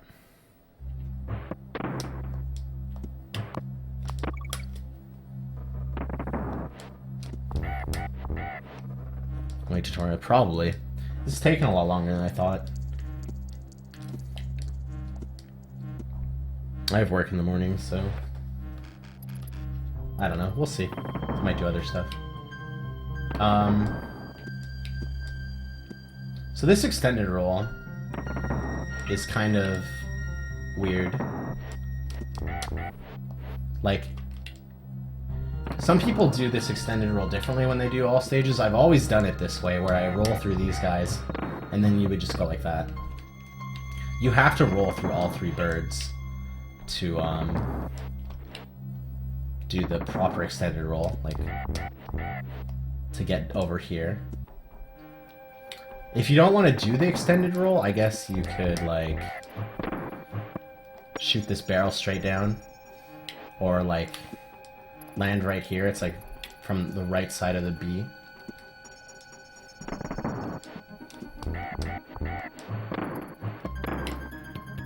No, something like that. And the fastest route would be to shoot the barrel straight down. Like, say if you don't want to do extended rolling, you're just like, shit. Or you fuck it up, just shoot the barrel straight down, and you'll get over here. It's kind of a tough extended roll. Just look at the input display. I lost my speed there, that's why that didn't work. Then you jump up here and roll into the bonus. Fastest way to exit, do a little jump, thread the needle between the ledge and the barrel. Now, coming out of this bonus is weird. You want to hold right Y and B. Sometimes you'll land right here, and then sometimes you'll land over here. You'll never hit the B. Ever. But it'll look like you will, but you won't. Just something to be aware of. I think it depends, like, when you start holding whatever buttons.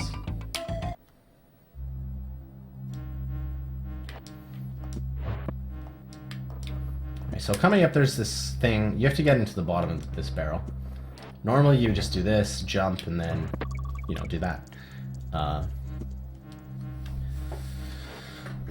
There is this strat, I just call it under barrel, where you can jump into the barrel from underneath it. Excuse me. And there are 6 frames to do this. It saves, like, depending what frame away from the bonus you jump, you'll save, like, a different amount of time. Like, the max you can save is 21 frames. Basically, there's a couple of cues you can use.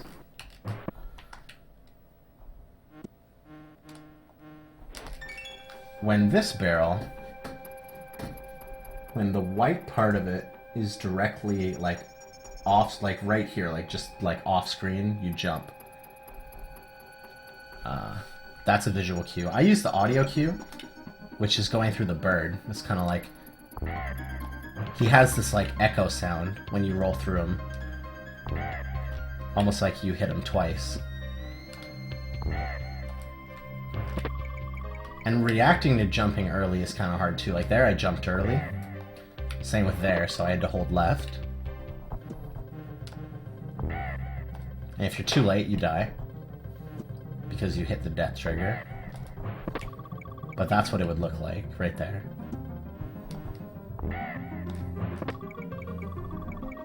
So it's, like, that's a strat if you want to go for it.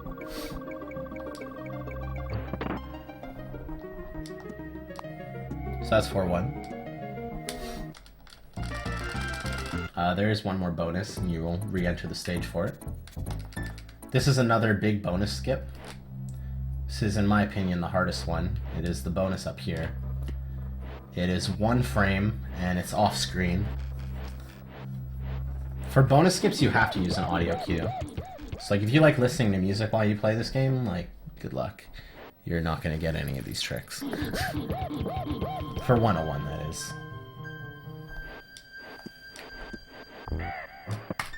See, that was too early. You need to hear the barrel actually fire. I want to get it at least once. Maybe. But yeah. If you're too late, I can't do anything. So you have to wait for this to start select out.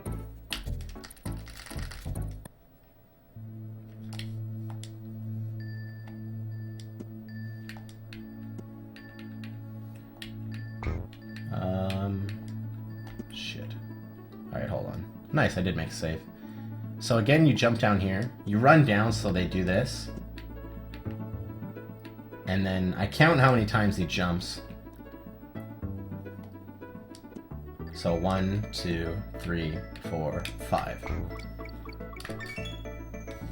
This banana, jump when you reach this banana here.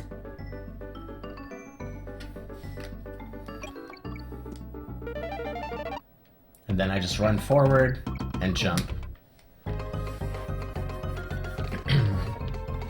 So rope scaling, this bonus was usually not, like, you're supposed to do that. God damn it, I'm so terrible at making save states. That's the intended way to get to that warp. It's like Donkey's only real use, because his hitbox is bigger than Diddy's. So you're not actually able to just do that with Diddy. Like, I can't make it up there, but Donkey's hitbox is bigger, that he can. But you can go above ropes in this game. Now, if you hold down while jumping like hold down or left, jump, and then hold down.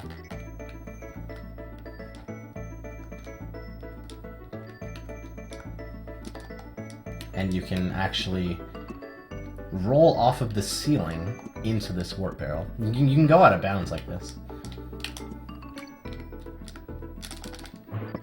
And I'll show that off right now, just because, why not?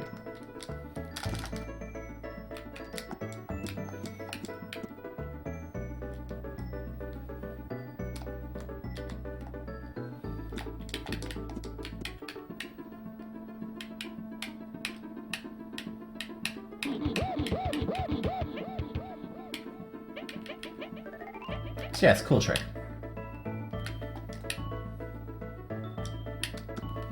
But basically you do that, mash Y, and then you roll into the warp barrel. Simply jump like that despawns the guys. I don't know why, but it does.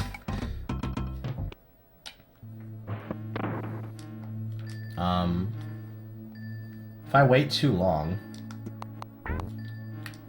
I don't know what it is. Maybe it's not waiting long enough. But that bee can own you. I know this is supposed to be a tutorial, but I really don't know what it is. So I just do that. I usually don't get hit. Sorry.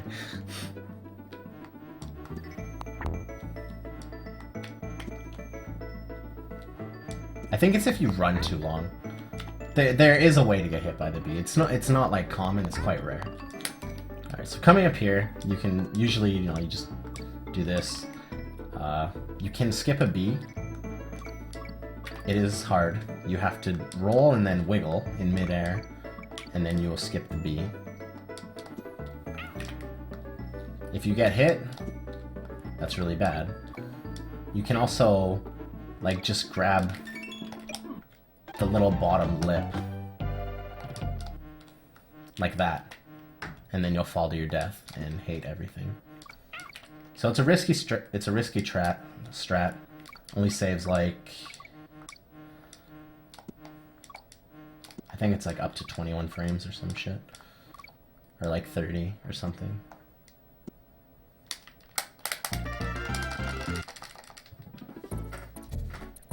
So yeah, and then I'm gonna re-enter this stage.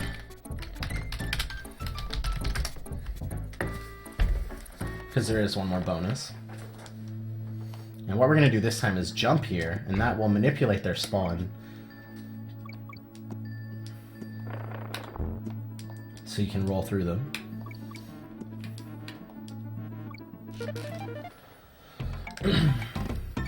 You can do a bonus skip off of that door, entering that bonus, but it's kind of sketch. Like, the queue for the bonus skip is like really shitty, I find. So I don't go for it. Yeah, I'll be putting this on my YouTube, and I'll be highlighting it to Twitch as well. Alright, so Ice Age Alley. There's a strat here at the beginning, it's quite difficult. I'm gonna go over it, but I'm not very good at it. If you hold Y and jump, you will get owned by that thing, by the nut. But if you just hold B, you jump over it, for whatever reason. So don't hold Y. And what you're gonna do is you're gonna do a double barrel boost. Barrel boost off of this, and bounce off of this, off of the necky.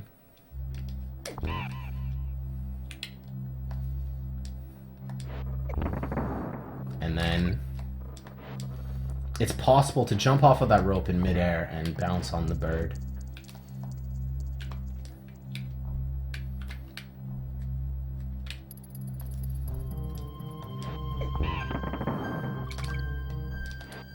Like that.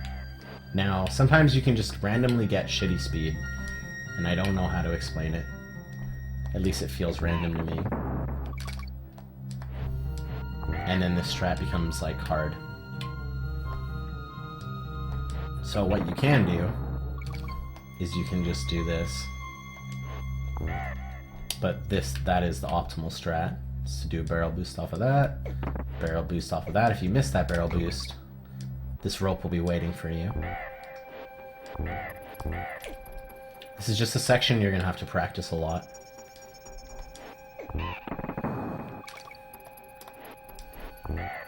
But yeah, that's the optimal strat. Roll at the very edge of this platform, you'll make it across. Again, we're gonna abuse the fact that you can jump out of bonuses with Espresso. Now, you want to let go of B at some point, so that he comes back down to earth. By flapping into a bonus like this, or any sort of barrel, you will actually enter the barrel one frame earlier. So I do it there, and into the bonus upcoming.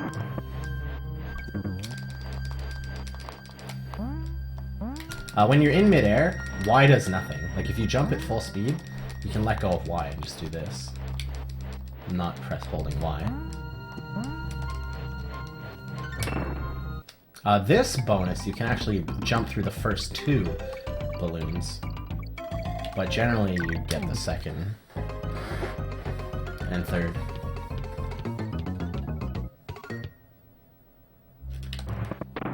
So coming out of this bonus, you want to hold... What? Dude, no. Game. Disagree. I saved to save.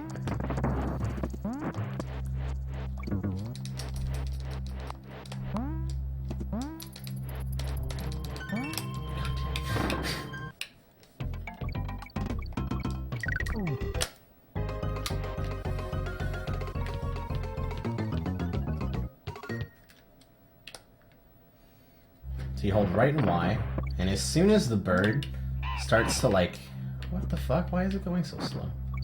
Oh, okay. As soon as the bird starts nudging the hill here, you jump. And you can't just jump. You have to let go of the D-pad. Like that.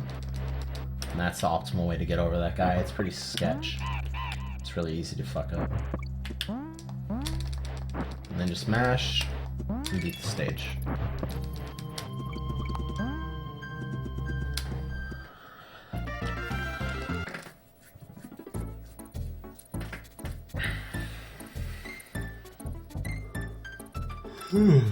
Man, this is taking a while.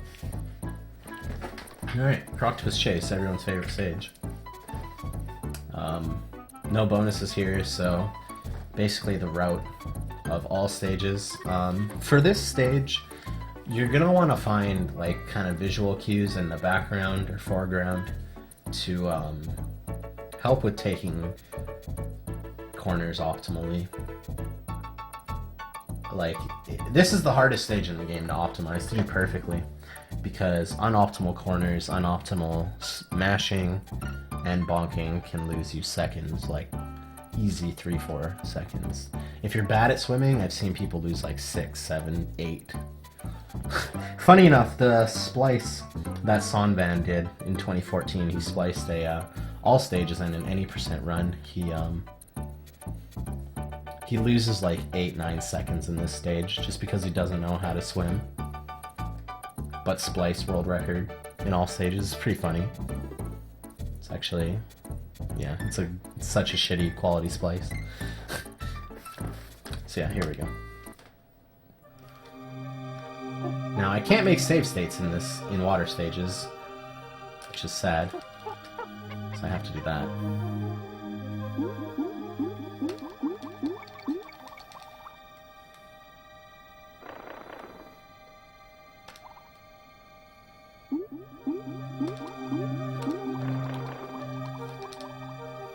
Let's see, like there, I kind of took that corner a little wide. That lost me some time.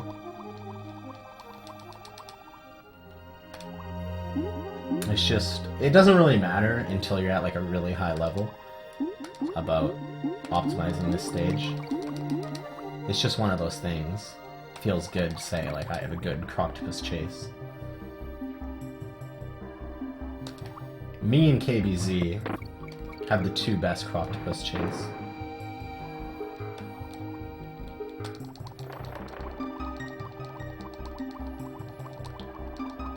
Like, see how I'm bonky here? Like, that's bad. I've already lost like a second.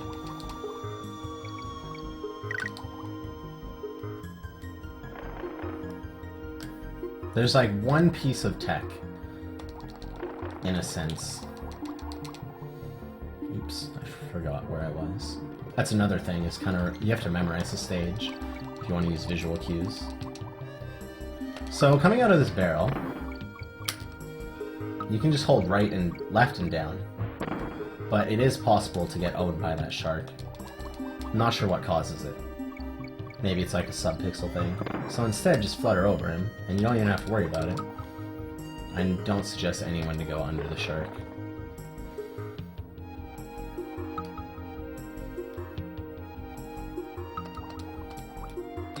If you want to skip this DK barrel, you just flutter over it.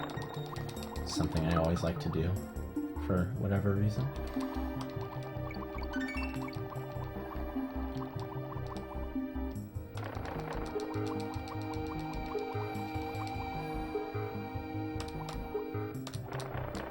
Oops. Dang, I'd like to go back. Whatever.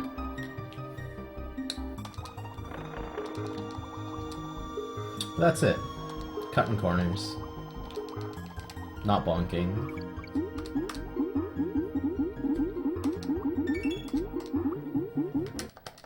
This is generally called the halfway mark of the game. Like, in all stages it is for sure, because it's about halfway through the run, and every stage after Croctopus Chase is harder than all of the previous stages. Like, from now on, the stages get hard.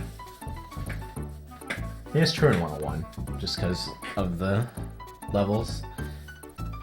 Not really because of the bonus strats.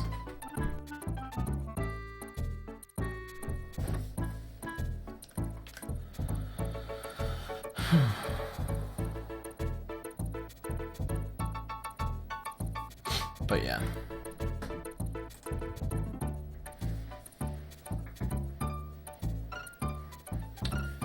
Torchlight Trouble. The first stage with, like, it's really dark. I turned up my brightness on my TV a long time ago, and I just got used to it, so I can see a bit better in this stage. But we're gonna avoid Squawks here, because he causes a lot of lag. But there's like a few things going on here. If you hold B while back boosting off of this first clump here, you will not roll over the chasm. So instead, let go of B and then back boost, and you will roll over it every time. If I could actually press left. Roll off of that. And you can do this, there's a few different ways to do this, but that's the optimal start to this stage. There's not really much there on the edge of those those oil drums. So I'll do it with the light, I guess, show you guys what's actually going on. You're landing on something like that when you land. So if you want to play the stage safe, I mean, I don't know, just do stuff like this. You can hop over him,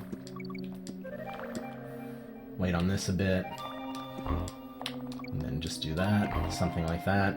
If you don't want to land on the edge of that oil barrel, and then you just come down here. But optimal is like this.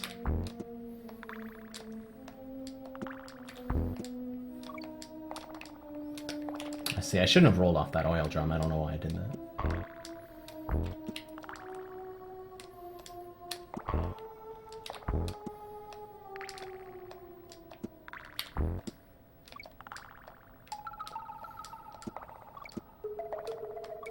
And that's a crawl space zip. That's a tight crawl space zip.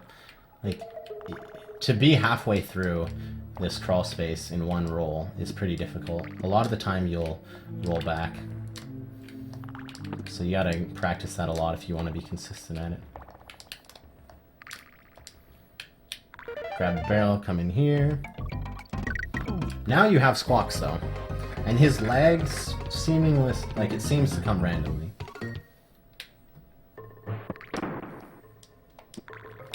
So you have to be prepared to deal with it.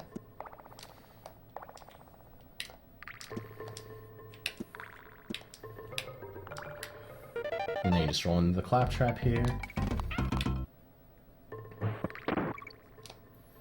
And there you go. Make sure you actually hold left here, because the game doesn't automatically take you anywhere. Rope bridge. This is the stage I was talking about earlier, where there's all these tires over pits. So you really just gotta get used to rolling over tires, or don't do them, bounce on them, I don't know. I would just suggest getting comfortable with it. Because, yeah. It's a really fun stage to do once you have it down. And it's really scary if you don't understand how tires work. That first bonus I just went into is very easy to forget. It's the one that I forget the most. So just pay attention to that.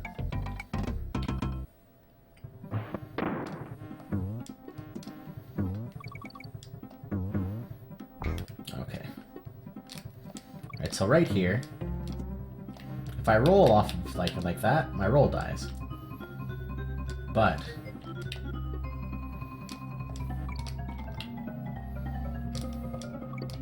if I roll off of this corner like this, it doesn't.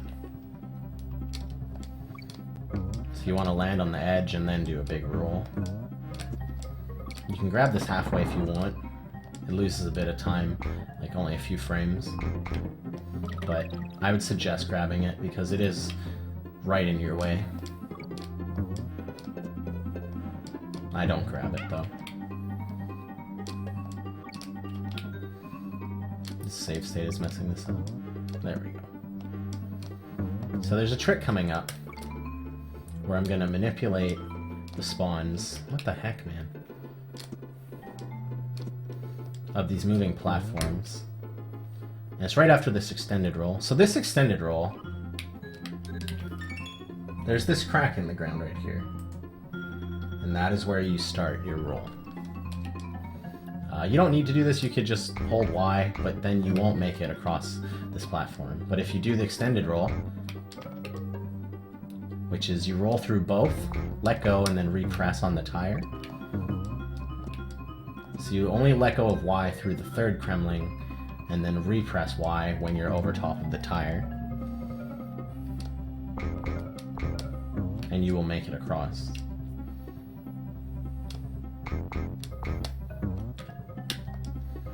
And by doing that little turnaround thing I just did, it allows for those platforms to be in a favorable spot. If I didn't do anything, I would not be able to make it over here. So, I'm not really too sure of the visual cue, but when you're first starting out, I would suggest to do something like this and wait a little bit, just to be sure. You also have to let go of the D-pad there, or else you'll just fall and die. But like optimally, it would look something like this.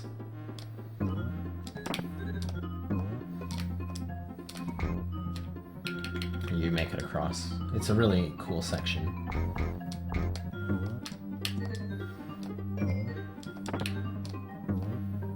Roll through this guy.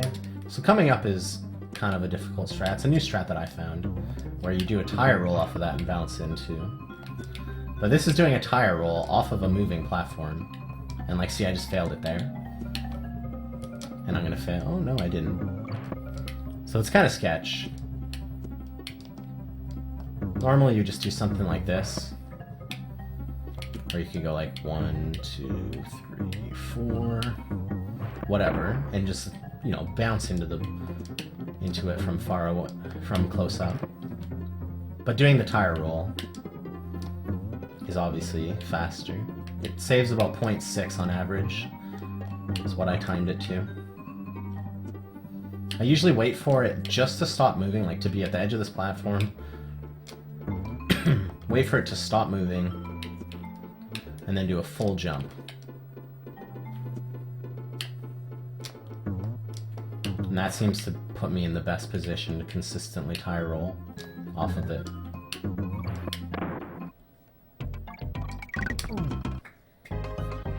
So coming out of this bonus, you don't want to hold right. If you do, you will bounce on this guy. Basically, what the armadillo is going to do is it's going to start turning left. As soon as it starts turning left, you can roll. You can also just like inch your way up a bit, which is probably faster. You just kind of inch and then roll. But say if I don't wait at all. Oh shit, I got hit. So you do have to wait a little bit.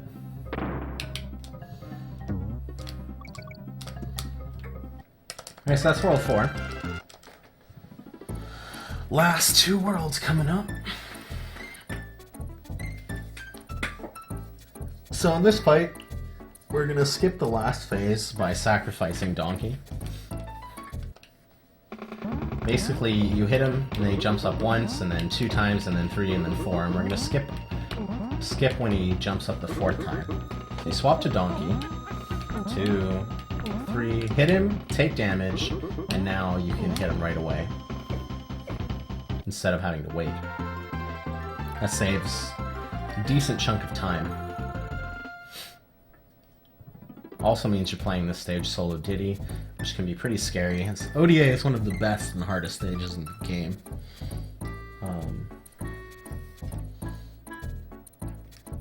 I'm gonna grab a drink of water. I'll be right back.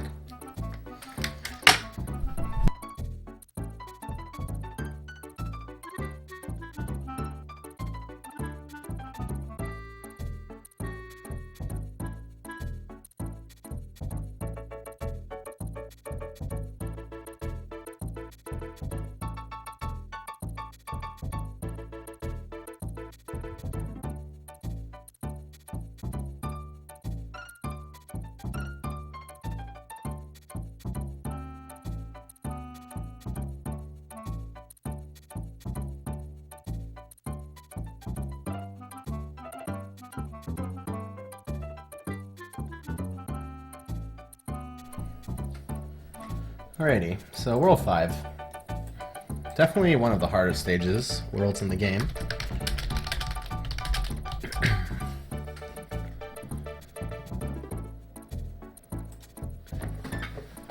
This is like where it separates the men from women, I guess.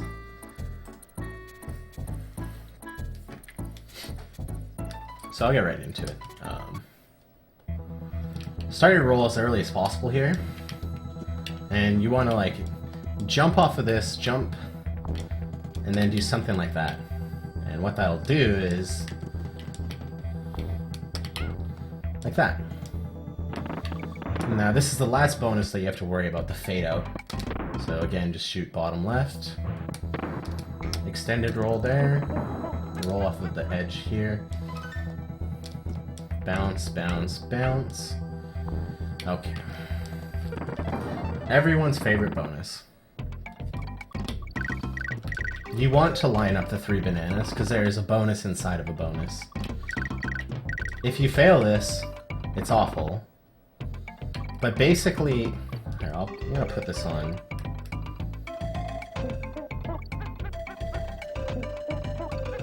Did I really just do that? Dang. Okay.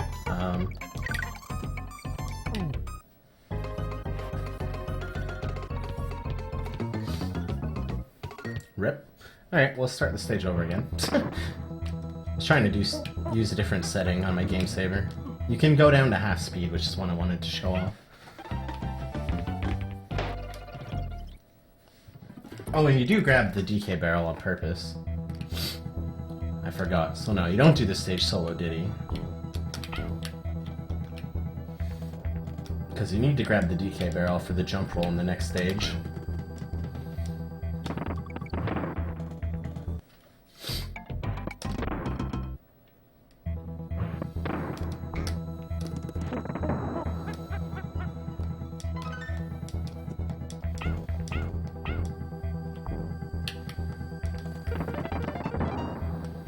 I think it's start. Yeah, okay, so now I'm at half speed. Now what's gonna happen is Diddy's gonna start turning left, and then I'm gonna jump through all of them. And that's the cue I use. As soon as he starts turning around left, I jump. And easy every time.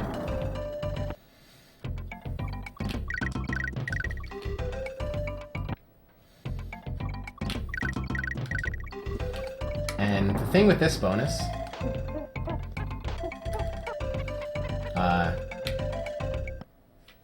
you can't do that. It gives you the victory animation, and it's like, hey, you beat the bonus, but you don't actually enter the bonus, so you don't get the percentage for it. So jump into this barrel, and then simply you just jump straight up. You don't have to hold any direction, just jump up and you'll lose the bonus. Hold left without Y. Bounce over the tires. Okay, I'll show that a bit better.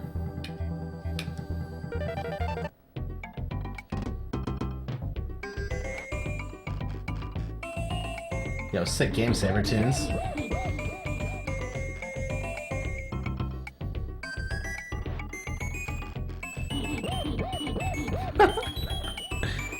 That's awesome. The game saver can do that too. Sound ramp.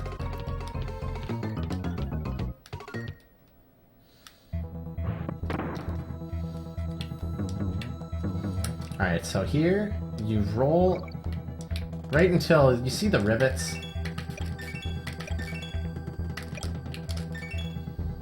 Right here. Or whatever they're called. That's where I jump. It's right in that line. And you don't do a little jump. Like, you don't just tap the button. I think that is there's a setup for that. But if you just tap, you'll get hit. If you do a full jump, you'll bounce. So you gotta get a feel for like how big of a jump it is. It isn't quite a full jump. Roll through these guys. Alright, so coming up here, You can clip through that oil barrel just by jumping underneath it like that. The way fire works in this game is you can jump through it like that very easily. The only way it hurts you is if you're like kind of like that. So if I tried to clip through that fire, but like more like higher up, I could actually get hit like that, like trying to go for the clip. So you gotta be comfortable with your movement to do that section. Your roll can also die here. Like you'll come to a complete stop. I'll see if I can get that to happen. But that is a thing. Generally, I like to roll right before this warning tape line.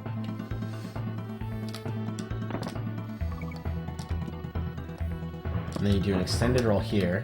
And you do it off of the edge so you don't get owned by the fire. See right there. My roll stopped. It's because I rolled too late. See, I rolled too late again.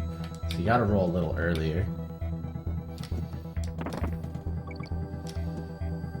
Then tap. And then this is tap, tap, hold. And then just hold Y so you grab the barrel.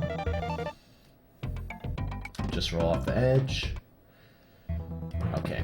So this section is pretty sketch. A less optimal way would be to go under and then do something like this. And by bouncing off of the second Kremling, this fire will never hit you. But I ain't about that unoptimal shit, so this is how you do this section optimally. And it's pretty hard. It's scary. No matter how much you do this stage, this section is always hard. Alright, so this extended roll, you want to tap Y as close to the main key as possible. If you tap too early, you'll get this like shitty speed. So, tap, and then you repress right at the sign for this extended roll. Tire roll, jump, jump. Roll off the edge of that, and you beat the stage. GG. Yo, what's up, boy? So this stage, you know, people usually just roll off the edge like that. Don't do that. You can start your roll way back here and make it in. Do that. So you have to jump over both barrels. Make sure to go into that bonus. That one's really easy to forget as well. And then don't hold Y because it's a barrel, so you move farther by just holding right. Again, hold right while exiting that stage and you'll re-enter. And here are the jump rolls. This is kind of a new route. That's why we grabbed Donkey. So, here, I'll show off with Diddy. His hitbox is too small that it won't actually work. And what you would do is we're going to try and jump roll off of this bird and this bird. Now what we used to do is do something like this, which manipulated the platform so I could try jump roll off of that bird. And that was it, like you only went for one. But by having Donkey, you can go for a bunch. Now the setup here for this jump roll, because it's really weird, like it's really easy to fail the setup. The setups are hard. You can either start going forward too late and then you'll get hit by the bird, or you'll start going too early and you'll bounce off the bird, but you won't actually have the opportunity to do a jump roll. Or you'll start really early and you'll just like fall off the platform and kill yourself and want to drink bleach. So what I use is this little fucking thing in the background, the pole, whatever. It kind of dips down right there, and right as it dips down, that's where I start moving forward with Donkey. And I always try to position Donkey like somewhere around the middle of the platform, just for like a consistent setup. So something like that, and then you try and do the jump roll. Say if I go too late, I get hit. And now, I can't even try the second jump roll off of the second bird down there.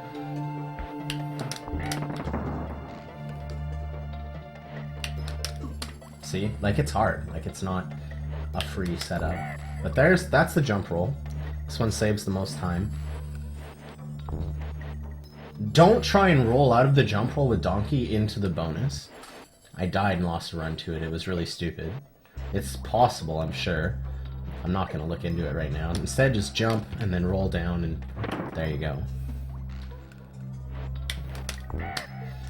Alright, so there's one more. And for this one, there's like that pole again, where it's going like down like that. As soon as the front end... Well, that's what I was talking about when I was earlier. Like, I'm talking about the front end of the platform in relation to the background. So when the front end of this goes over this, I believe... Let me just make sure before I say this. Yeah, like just a little bit after it's gone past, then you start moving forward. And here is another jump roll. This jump roll, you don't have to do anything. This will take you right into the bonus. You don't have to touch your controller. Just bam, there you go. Now say if you failed them both, and it's like, fuck. Now you can't try this one because you have Donkey in front, but what you would do is you would take damage, and there's there's two more jump rolls you can try, but there's one realistic jump roll you can try. I haven't learned the setup for the other one, because it's like stupid. It's really easy to die going for, or like fail or whatever. But this is why this game sucks, because if you don't hit this frame perfect trick, your run's bad. But yeah, basically there's a way to manipulate to jump roll off of that bird I just rolled through. Instead, go for this one, and there you go. And then you would roll out of that platform. No, where did my platform go? Or you would roll out of the jump roll into the bonus, which is a lot easier with Diddy. I have to show one more piece of tech though, so hold on. So say if you fail them all, which will happen. Anyways, let's actually do it. You can get to the bonus a little bit earlier. Probably about, like, I don't know, 10 seconds earlier than normal. Basically, when this reaches, like, I don't know, somewhere around here, just roll, you'll roll through the bird, and then you can make it into the bonus. Now, you can go for another jump roll. You have to have Donkey in front. So if you got the Donkey jump rolls, you'll have Donkey in front. If you didn't, you'll have Diddy and you'll have to swap. Now, right here, in between this, see my mouse, in between this plank and this plank is where you want to stand. And as soon as the beaver starts going left, that's where you set up the jump roll. And this is what it would look like. See, that was kind of a bad setup, so no, it was still possible.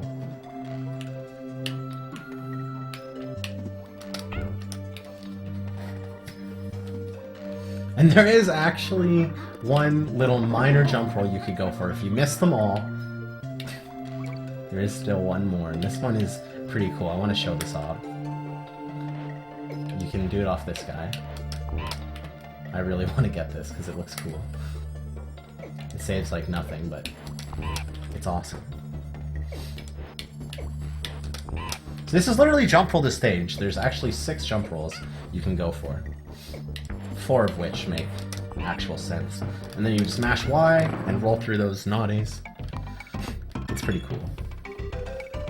Anyways, you start select when you get out of this stage, and you've gotten all the bonuses.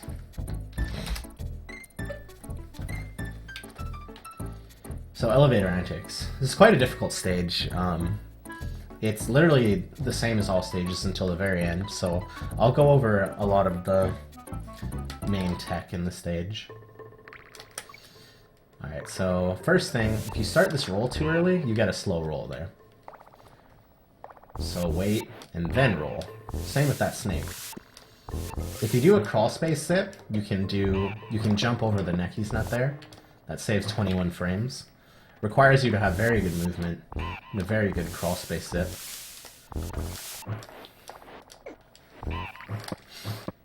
And then there's what's called snake bounce, where you have 2 frames to jump into that crawl space and bounce on the snake.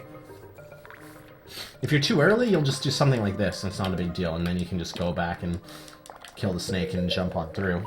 If you jump too early, but you go into the crawl space, like that, you can actually get hit by the snake.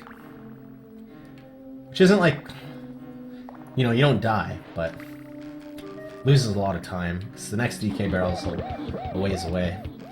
And in all stages you would be solo Diddy, so you would die. With this, roll around the middle of the skull can. It's possible to get a shitty roll and then just like die. So I kind of get a bit of a run, and then roll.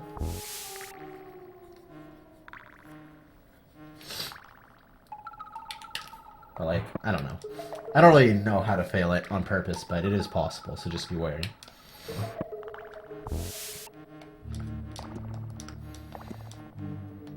So this is another bonus, and it's actually the fastest way to beat the stage. You'd go up here in all stages. You can grab the halfway if you want. Coming up here is what I call silent roll, which I failed, of course. Basically, right where it turns from light to dark, like right around in here, I start my roll, and you would hit the ceiling and land over top of the necky nut, and then you can roll through the mini necky. This also saves about 21 frames. So it's like that. If you fail it like that, well, you get hit. If you're late, however, you can just hold B the entire time, and you'll land on this platform. So no matter what you do, always just hold B, so that if you're late, you can just get the backup, like that, and continue as normal. The other strat would just be to jump like this, and do that.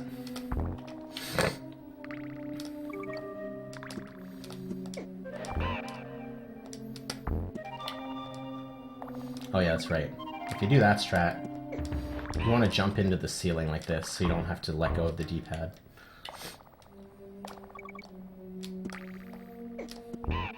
You don't have to do that here, though. So right here, I'm going to get the platforms on screen so I can go across. You need to do that. So you see right there, I got across just fine. That doesn't always happen. I'll try and show it off here. Oh yeah, you do an extended roll here as well. So say I do like a big roll like that. Like not that big, but... like that. Well, now my roll just died. So you gotta make sure that... do like a little roll there so that you bounce on the front of the mini necky, which will position you more to the front of this platform and not towards the back. Sorry, the left side of the platform and not the right. So just a little roll there, and then you can do this big roll, and your roll won't die. Alright, so here's these elevators, right? The game would expect you to normally go like this. Something like that, I don't know. What we do, face left, wait for this, the bottom of this elevator to touch the bottom of the screen, roll over here, roll under this and jump up here, and you've successfully manipulated the platform. Saves about 2 seconds.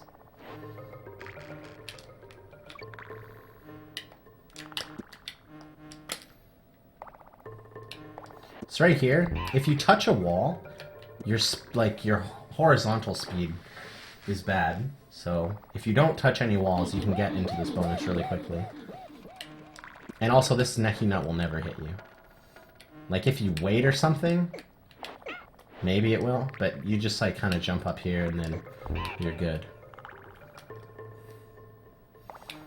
But basically, to get in this bonus, you can just do something like that. It's kind of scary, though, because if you do hit a wall, that strat won't work and you'll die. So, like, say if I hold left for too long, oh, shit, I died. So generally, I just always do a little jump towards the end of that roll there. Because, like, right there, I did fail it. But I was fine because I jumped. Obviously, it's faster not to jump. But it's a good safety to go for, just to ensure that you make it in there. So there's one last bonus. It's right at the beginning of the stage. Don't try and jump up this rope. You can, like, hit the wall and then just fall. And as you see, you would have to... you'd have to start select and try again. So just climb this rope, and then start select out.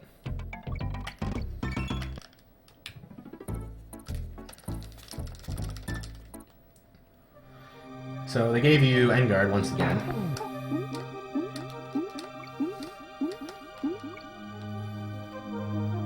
I didn't like how I did that. I'm just gonna load this state. Shit, dude. Whatever.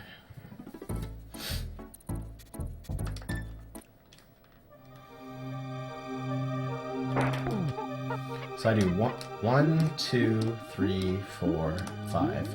The first two are forward, the third and the fourth are diagonal, and then the fifth one is again just straight. 1, 2, 3, 4, 5. 1, 2, 1, 2, 3, 1, 2. And just do that rhythm and you'll always have good momentum with Endguard. This fish here will own you, or squid, so hold up your lunges a bit. Depending on your movement, you can get caught on that ledge. Like right there, I didn't really get caught. But it is possible. So coming up is called triple mincer clip. This is where I was saying earlier that you can exploit Endguard's hitbox pretty good. And you're already seeing it earlier in the stage, but this is the main thing.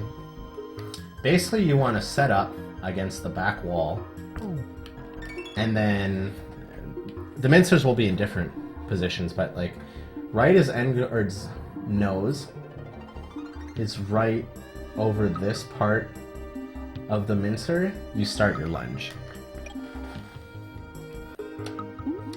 So hit the back wall, lunge, lunge, lunge. And you just skip 3 mincers. It's pretty precise. If you miss it, you get hit, and like getting hit is like really bad. You can also do something like that. I don't even know how I just did that, to be honest. I think it requires me to face this way. But yeah, you could just, if you're facing the left wall, I guess, you can just go straight up.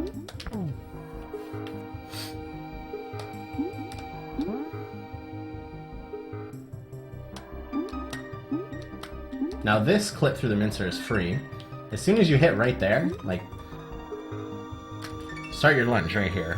Easy every time. It really is the easiest one. You should always go for this one. If you get hit there, however, say I get hit, you can't get your fish back. He's gone forever. So I guess, you know, if you're not good at it, then don't go for it. You can just wait if you want. But yeah, this is how you would do it. See, even I got hit. And sometimes your fish, there we go, I wanted to see this, will go all the fuck way up here, and it sucks. Saves about a second to do triple mincer clip, but you can always just do something like this.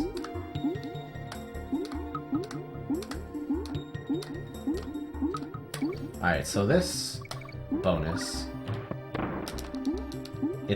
you can get hit by this mincer really easy. So you want to make sure you have optimal lunging, and then mash Y coming, or B coming out of the bonus, and then do a corner lunge. If you enter this barrel from like up here or some shit, the mincer will be in a different position and you'll get owned. So enter this barrel from the middle, and easy. Just follow my movement to get through these fish. Everyone has different movement, but this is what I find to be the easiest. And there you go. So Minecart Madness, usually there's a jump roll in this stage, all stages, but we don't go for it in 101, so it doesn't save any time.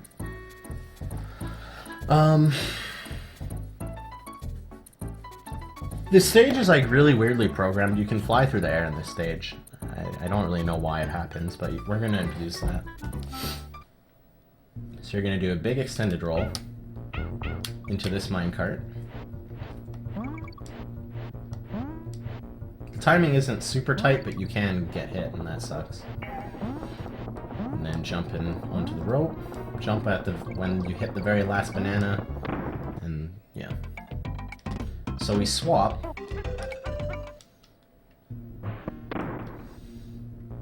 Now, where you jump into the bird matters. If you jump too far forward or too far back, it won't work. So I basically just jump right about there. Right in that area where my mouse is. And then I can I mash Y. Now I can roll through the stage.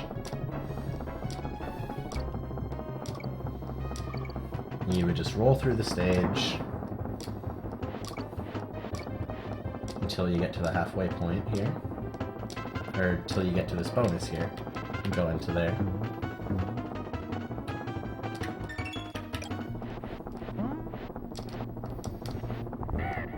Now this is where you can check out your jump roll skills, is because in this stage, like, it's the easiest to get jump rolls in this stage because you can time them really well. Another way to get the minecart glitch is like this. You would run into it with Donkey and you would get owned by this guy, and then you would just mash Y, which is how you do it in all stages. But if you want to practice your jump rolls, you can come here. Usually I can get like 6 or 7 in a row, so that was pretty bad. Anyways, jump, mash Y, and just roll on through the stage.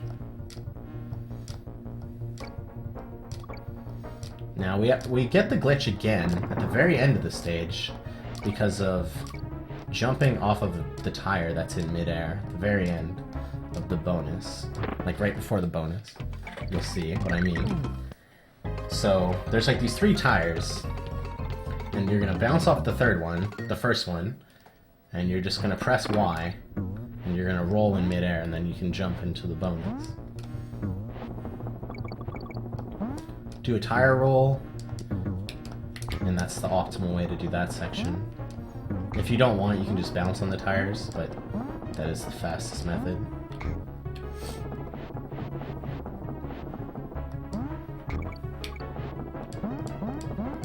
Alright, so jump backwards, jump, roll, and then jump. Then you get into the bonus, no problem.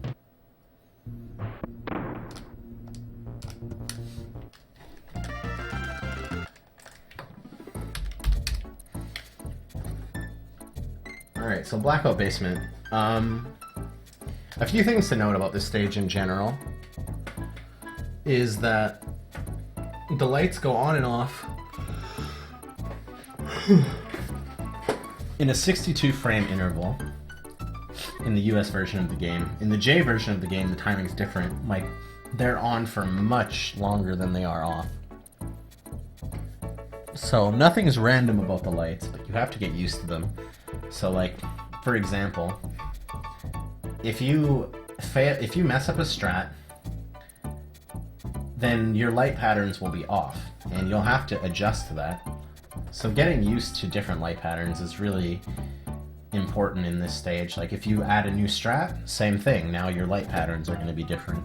And no matter how much you practice it, it still feels weird when you have like a different pattern that you're not used to.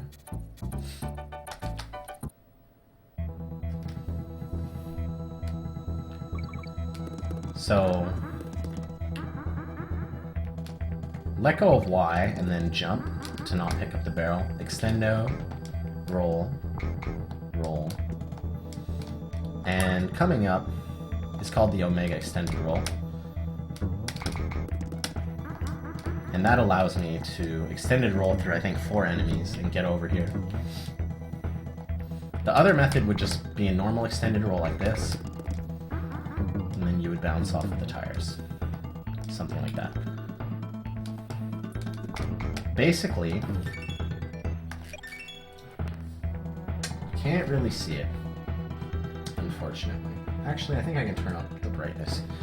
And I'm going to do that here just so we can get a better look at it. This is where having a higher brightness really comes in handy. So hold up, whatever it does that. There's these warning tracks here. And that is where I tap Y. Because what you're going to do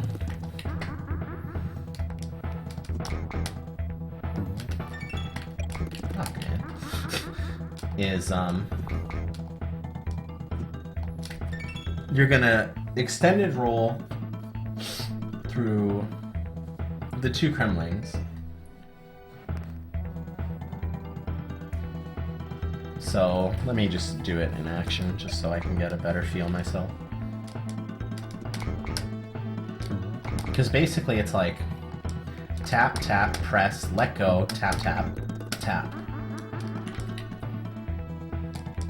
Tap, tap. Just like that. And the extended rolls through the 3 Kremlings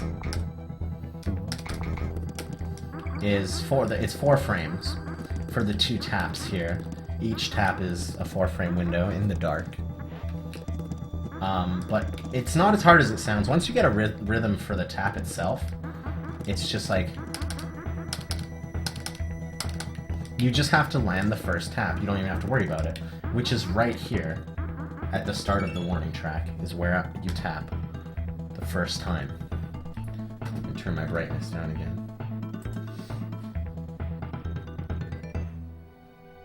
So it's hard, like it's not easy. I didn't go for that strat for quite some time. But it does save 40 frames over the other strat.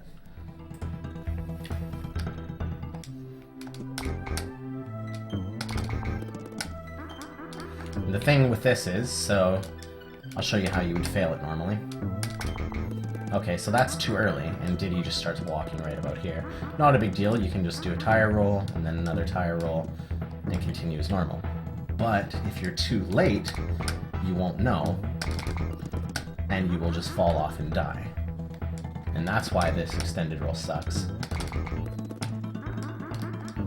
Anyways, this extended roll right here that I just did is pretty tight.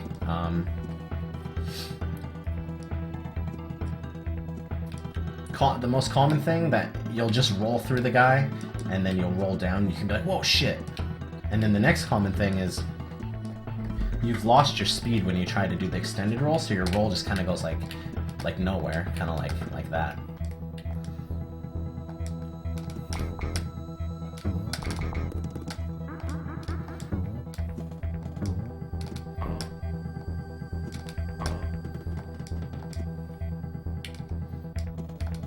This is an extended roll as well. And then right here, I'd roll off the very edge, roll off of here, roll over top of that, which, like, you won't fall. And sometimes you won't roll over that tire, and you have to react to it.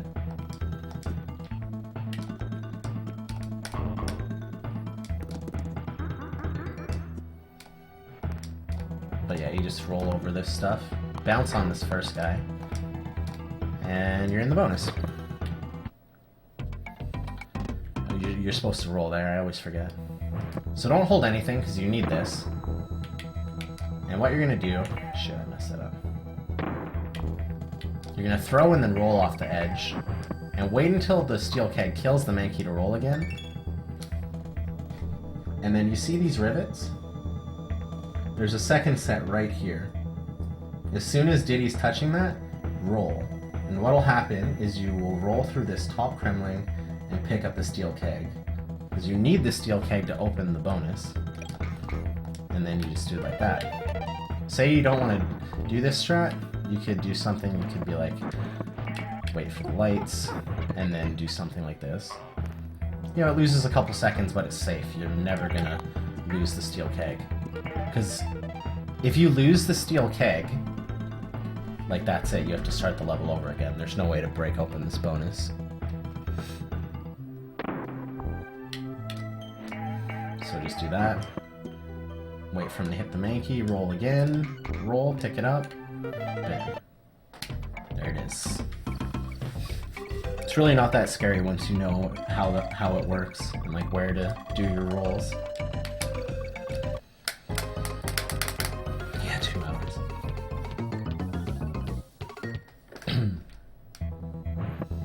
From here, you want to roll off the edge and roll not right at the rivets this time, right about like in here. If you roll too late, you will get hit and die because you only have one column. So it's better to roll on the early side, and then what will happen is you'll just bounce on the claptrap. So like, something just like, I don't know. Wow, it's not happening.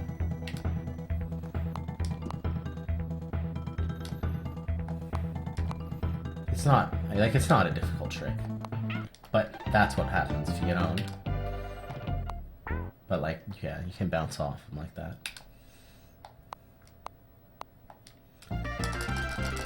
And there we go. That's World 5. This is Donkey's last use.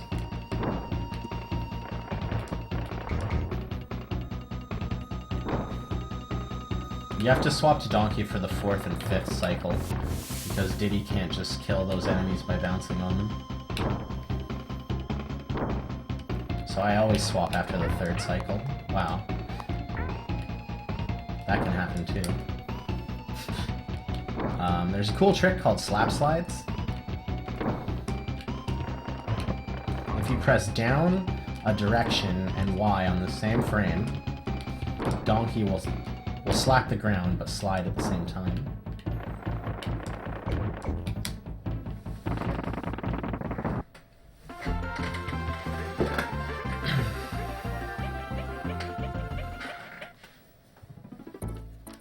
So, World 6. There's not really too much art in this world. There's a couple, like there's hard stages and then there's like one hard bonus strat and that's like it. This stage is exactly the same as all stages. There's only one bonus and it's faster to re-enter the stage to get it.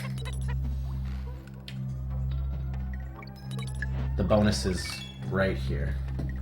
Like if you were to jump down right here, where this pole is, that's where it would be.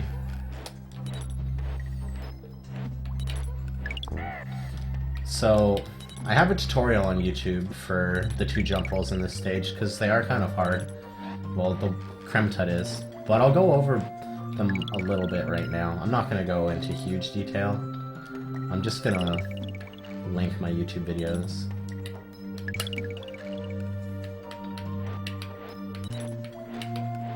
Alright, so I like to stand right there. Look where Diddy's feet is.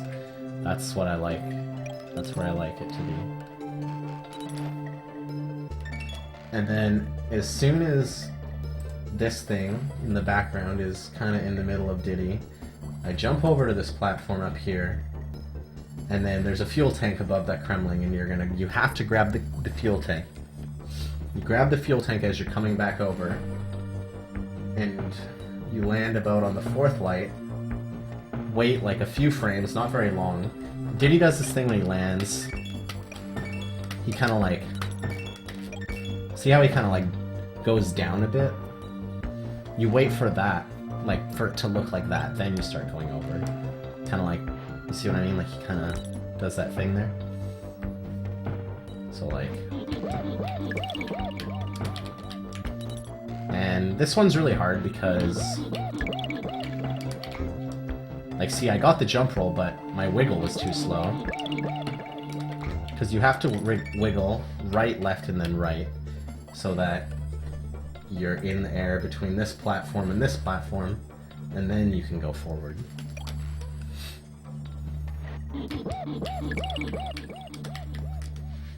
This one saves 55 seconds over playing the stage normally.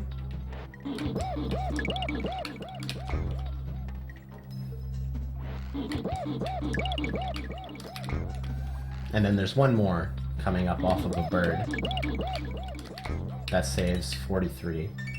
Alright, so I didn't get it. That's fine. But yeah.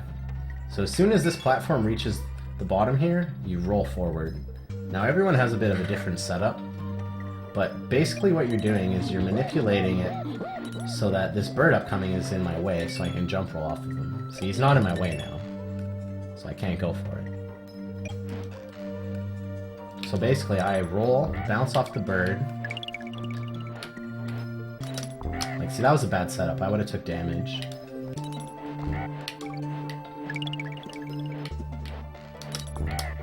But that's the setup.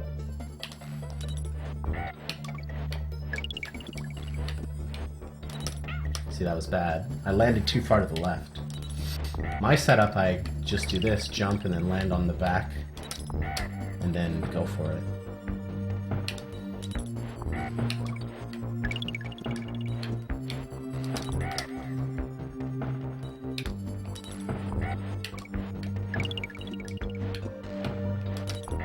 I kind of want to get this, to be quite fair. This is pretty awful. There we go. And then you skip the auto-scroller, with both jump rolls, obviously. You have to dodge this bee. Oops. You want to load this guy immediately. I fucked up. And then as soon as he's off screen, like he fell, then you kind of wiggle and shit. And because you drop when in a jump roll, like it's like every like 4 or 5 seconds you drop 1 pixel vertically. By wiggling, it allows you to get under these bees. No, this is an emulator.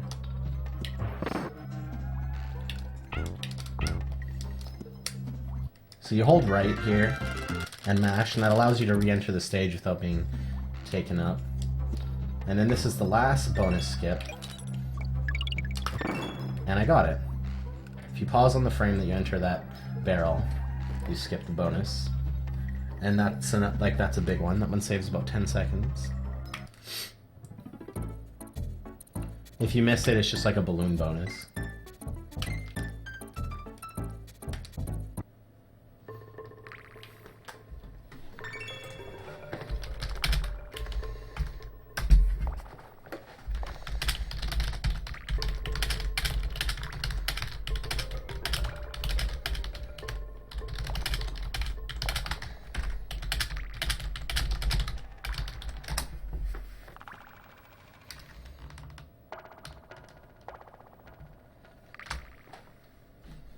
Alright, so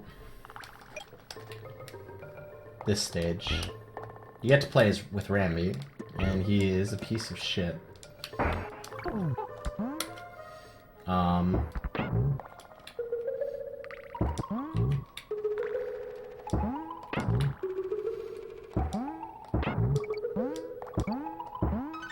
He kind of has like input delay. A lot of people, like even top runners, will go like this and hold off the D-pad. Like there's, I'm not gonna name names, but there's other runners that lose about 1.5 seconds just in the very start of the stage by letting go of the D-pad. And it's honestly like, I just don't get it. So don't like go right, just learn how to use Rambi properly.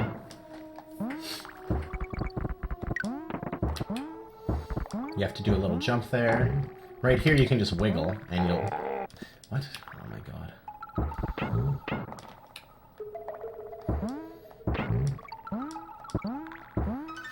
But I guess I'll explain Rambi a bit more. He has this thing where if you get too close to an enemy, he does like an auto lunge. Like that. And you want to avoid that, because that'll kill you. So like, say if I wait too... Well, obviously I'm going to hit that, but... Now I can't jump. What the fuck just happened?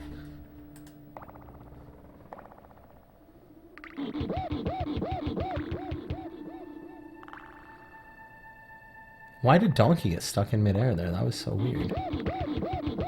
Never seen that before. Anyways, you want to avoid that.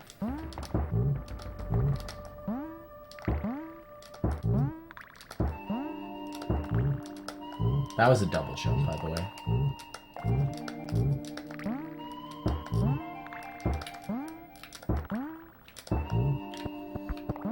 Also with animal buddies, if you pause on the first frame while you land on an animal buddy, your Kong takes the color of that buddy for one frame. So like as you see, Diddy looks all messed up.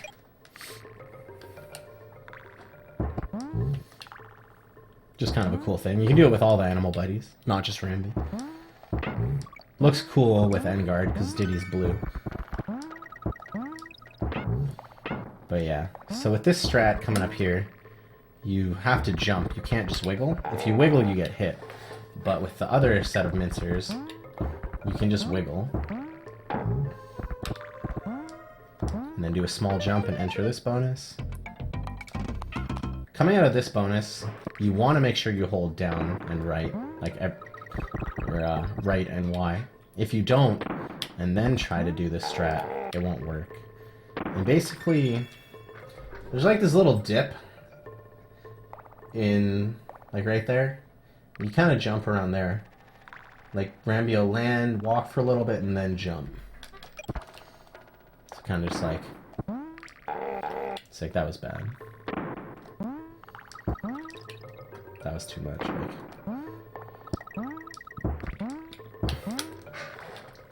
And now Rambi gets the Yoshi treatment.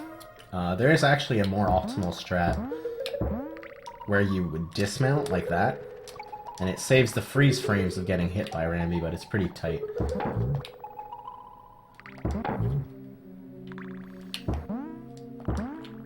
So you would just usually damage boost.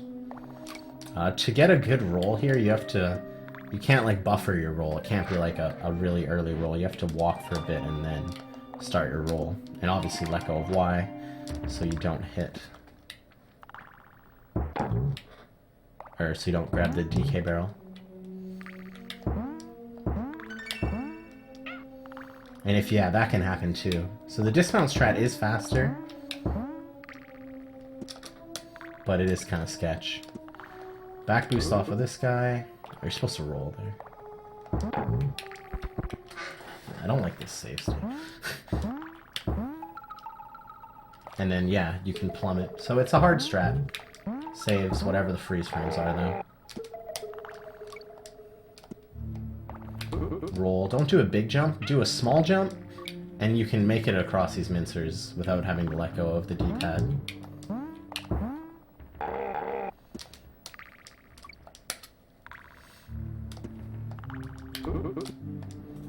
Just like that. And a small roll. So this actually isn't a bonus up here.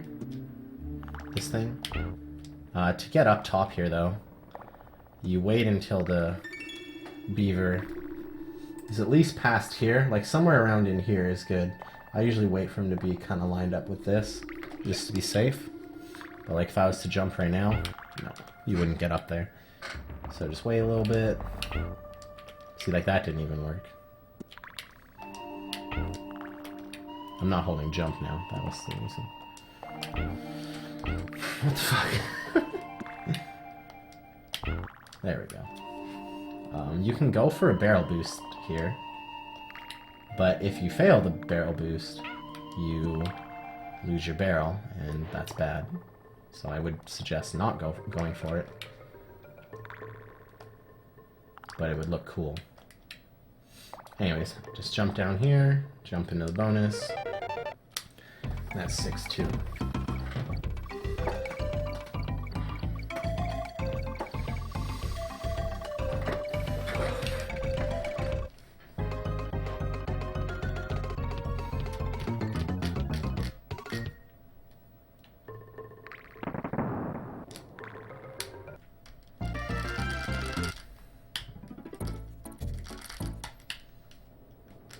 So this stage has a super jump roll.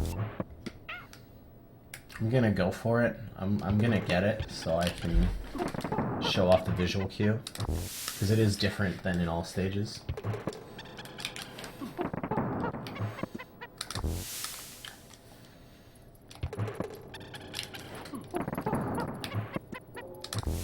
I suck at this one now. This used to be my best super jump roll, now I'm mad at it. But again, you do all that tapping stuff. I don't want to really go over it too much. There's that snake there, the one that you can... Not the one that's like off screen, but that snake. And as soon as half of his body is off screen to the left, you let go of B. And then you will make it right into this bonus. Guess I will go over the super jump roll. So what you do is you tap Y here. You don't hold it. And then Diddy will be in the jump roll state, but it is a super jump roll, so what I do is I tap Y, like right here, and what that allows me to do is I roll through the snake, but you can actually extended roll while in a super jump roll. And then I tap Y, roll through the snake, and when I get back here, right when I'm over top of this platform, I hold Y. And then you roll through like one more snake. So there's a bit going on here with the super jump roll.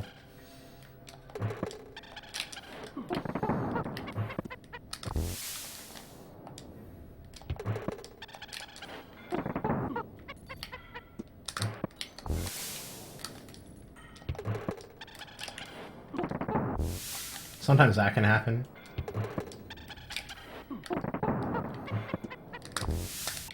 Anyways, I'm gonna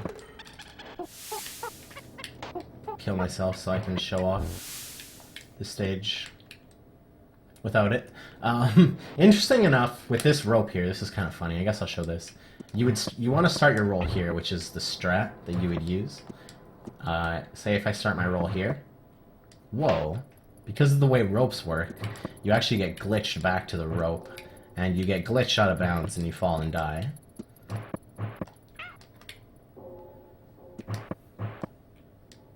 Just like that. It's pretty funny.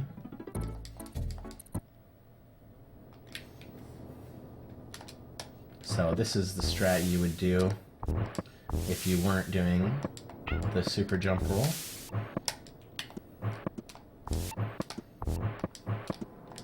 I'm not going to show Misty Mine jump roll because there's no point in going for that if you should just go for the super jump roll. Actually, I will show it off. It's a cool jump roll. Dead tech now. But basically 1, 2, 3, and then you would try for it.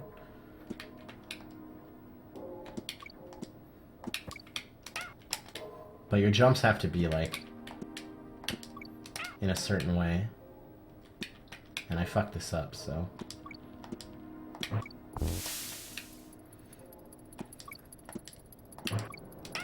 Yeah, fuck it. So you would just roll over there, roll over here like this. This roll here is really weird. You kind of want to start running a bit before you actually roll, and it sounds weird because like you would pick up this TNT barrel. You saw how I got hit. last time, and that's what can happen. You can get hit, or you can just fall, and then that happens. So you kind of jump, run just a little bit, and then start your roll.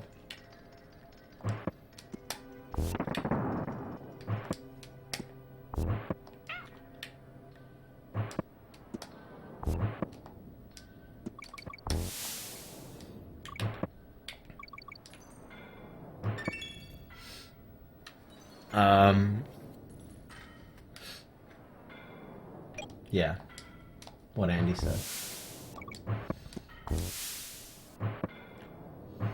And you come down here. If you did the super jump roll, you'd be right there. Alright, so the last scary bonus is right here. You have to take this TNT barrel and not get... You can't... If you lose it, you're fucked. You have to start over. That bonus there... You don't gain control of Diddy until quite a bit longer into the bonus. Just a heads up. Just some platforming here. There's a roll here where you can get across like this. If you roll too late, you get hit. If you roll too early, you die. You kind of wiggle left there so that you roll through the third snake.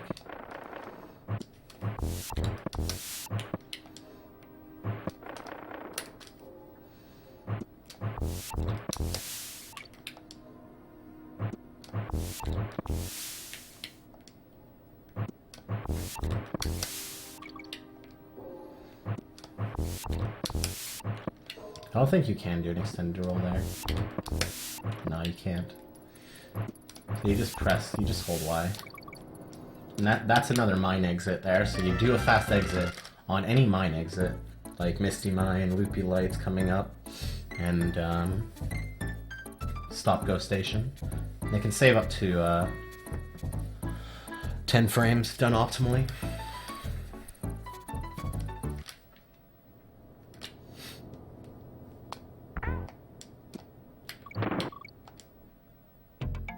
This is a pretty scary stage. Another light gimmick stage.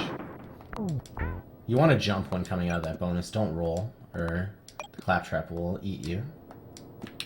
Let go of the D-pad there, and here. Alright, there's a roll here, where if you roll right in between these two TNT signs, like kind of around here, you will roll over top of this and go down here. It saves 5 frames over like that. It's quite a tight roll, actually. So if you fuck it up,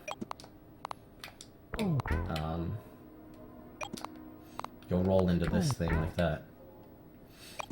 Just a heads up.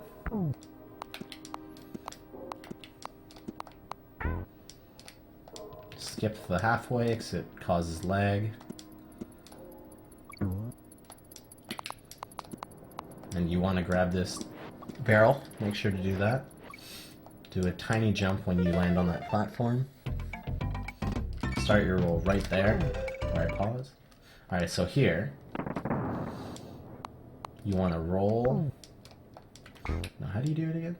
Oh no, jump on here and roll down as far as possible. If you do like a little baby roll like that, you won't roll through the Kremling.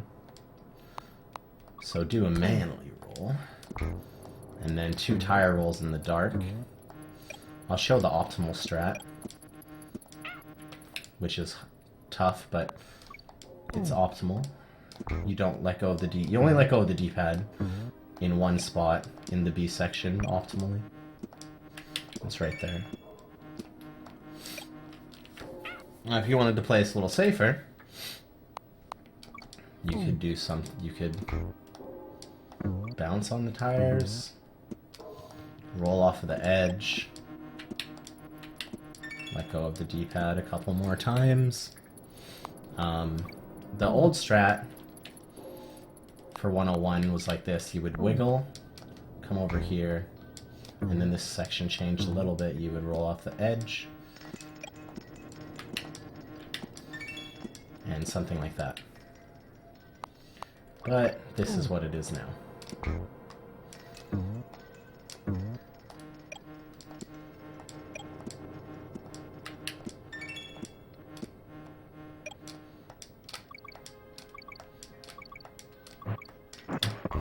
Rolling through that Mankey is kind of tough. Like, you kind of roll in between these. Start your jump in between these two things.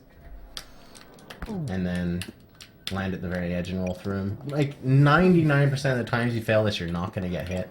You're going to go too far forward and bounce off of them. But it is possible to get hit, so just be wary. And then you get this nice roll all the way down. Like this. And you just jump into the exit. This is basically it. Here's platform perils. I'll go over the jump roll and the non-jump roll method. It's the hardest stage in the game. I'm gonna just skip the jump roll for now. I'm gonna purposely press Y early. But this platforming is quite difficult. It's gonna take you a while to get good at it. Yeah, I failed the setup anyways.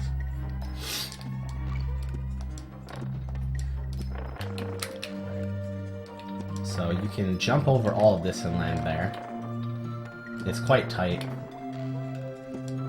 The other method would be to do something like that. If you fall, you die. If you get hit, you might as well just die.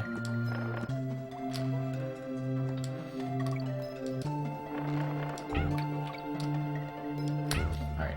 As soon as this guy loads, that guy is on screen, come over here and do an extended roll. Like a big ass extended roll. And you land over here. If you don't want to do that strat, you can do this. Which is another extended roll, but it's not hard. You just extended roll in midair so that you don't bounce on the other naughty.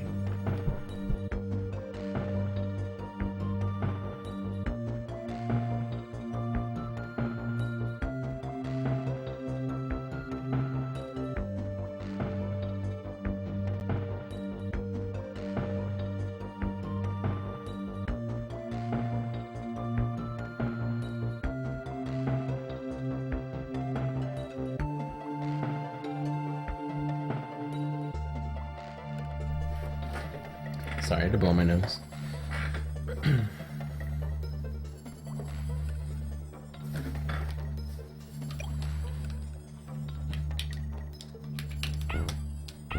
That can happen. Is you start, like, you'll do your extended roll wrong and you won't roll over top of the platform, you'll roll underneath, and it's really hard to save yourself like I just did. In this case you would do a back boost. You don't have to wait.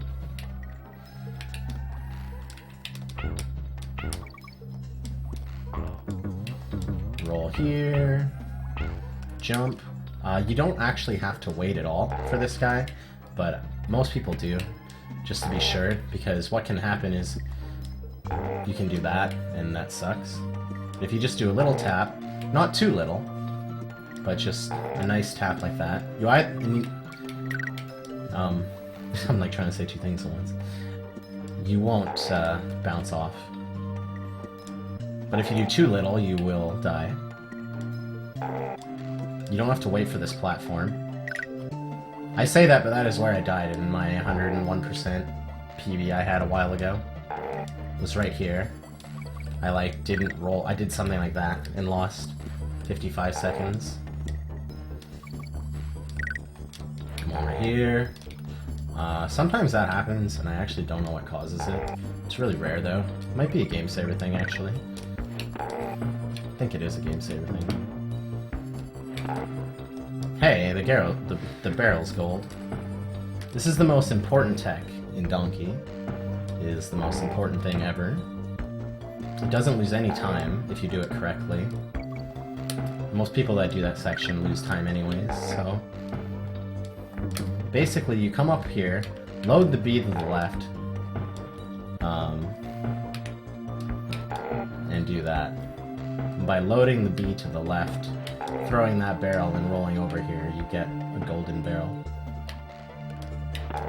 It's pretty cool. It's like the first thing I found. It doesn't save anything, it's purely just aesthetic. If you miss killing the Crusher, it won't turn gold. Alright, so right here, basically you want to kill the guy and land back on the platform and then roll over there. It's quite tight, but it saves like 3 seconds.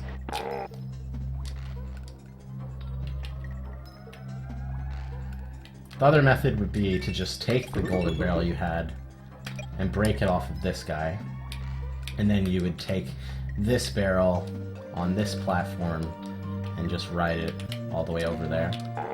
But that's slow. Anyways, do a tire roll off of this and roll into the bonus.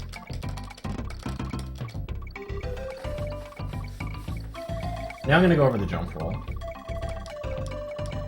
There is one more bonus in this stage, by the way.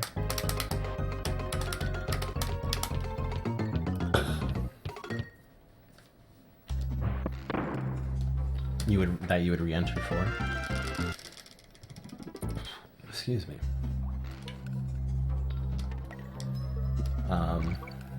Sadly, I had to like exit out of some stages to preserve the speed of the speedrun, or the time of the tutorial, I should say. So this won't be a 101% file, but I did cover everything. Alright, so you're gonna roll through this guy, let go of Y so you don't grab the barrel, or else you just do this. And then right around here, if you roll here, it's bad. You don't want to roll too early either, so right about in the middle, you want to jump. Not a full jump, but not the least... Actually, you do want to do a small jump.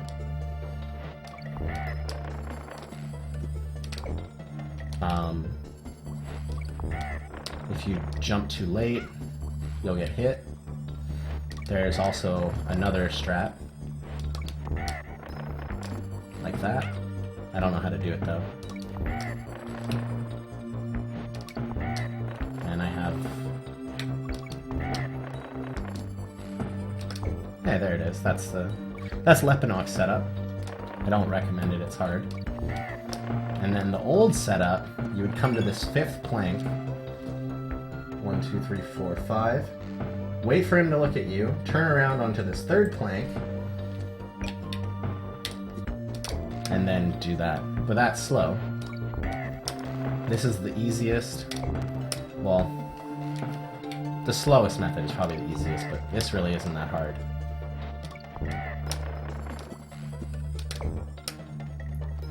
Now, if you bounce off of the armadillo weirdly, you can actually take damage. I'll try to show it off. Like, I think it's like... I don't remember how it works. But basically, you'll bounce off the armadillo and you'll be too far away. And you won't have enough iframes to run forward and bounce off of them. And you'll get hit. So it's just something to be aware of.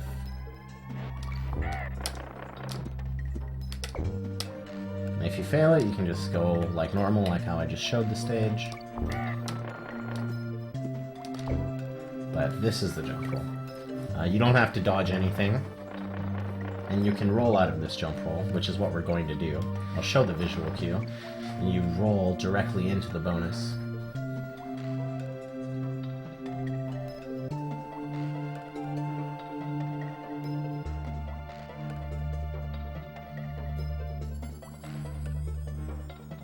Alright, it's coming up pretty close. Alright.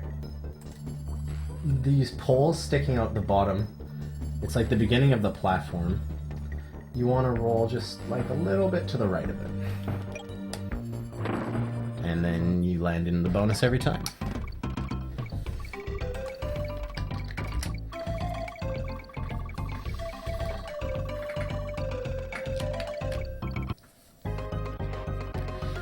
Oh, so that's pretty much it. That's pretty much my 101 tutorial. Not quite, still 2 more bosses and 1 more strat. But yeah, like that covered pretty much most of the all stages tech, all of the 101 tech. I think it's pretty solid. I'm not very good at explaining stuff, but I think it'll turn out good. Okay, so there's a platform directly below this one. If you look at DKC Atlas, like they're actually lined up perfectly. So what you can do is you can go around it like this. Hey, I got the bonus skip. Sick frame. That's kind of scary though. Like, you can die, obviously. If you go too far, you won't land on the platform. So if you don't want to do that, you can just go like that. But the fastest method is to go around.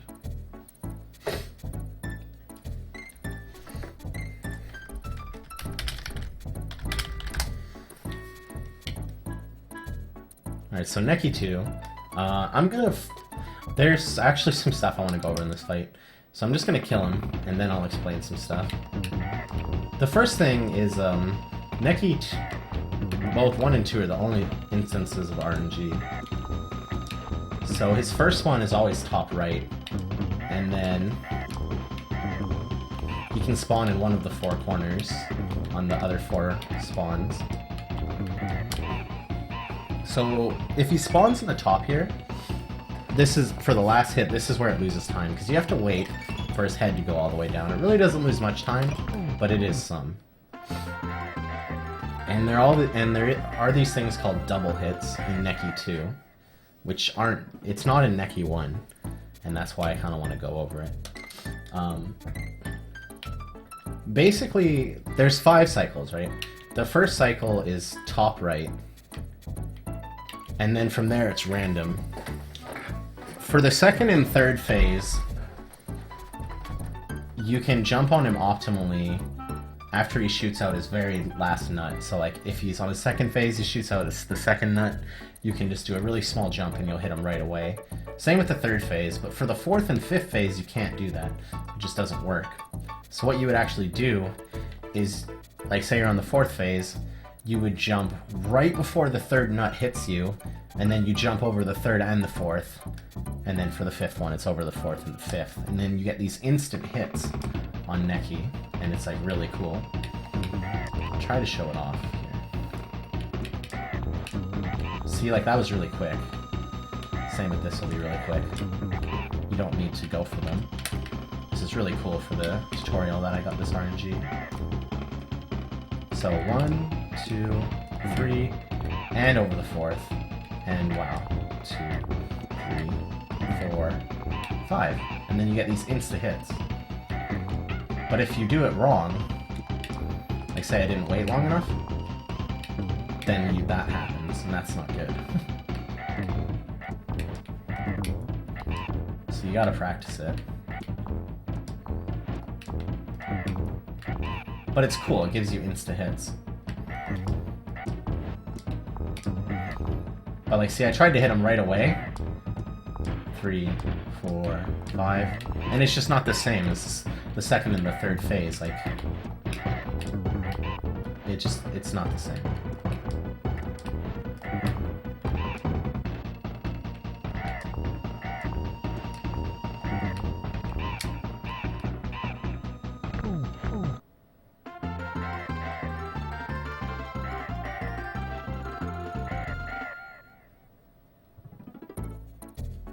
Yeah, there was a couple of spots I thought maybe I kind of rushed, but I think input display is really a big thing. Like for most games, you just watch the video. I explained the glitches, the version differences, most of the platforming. Yeah.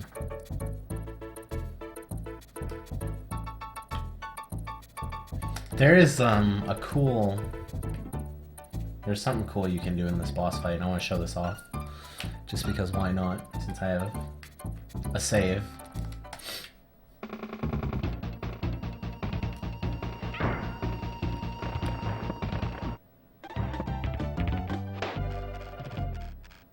Alright, so remember how I mentioned the slap slide earlier? You can slap slide to avoid this DK barrel at the start, which the game pretty much forces you to have. And if you successfully do this... Dang it.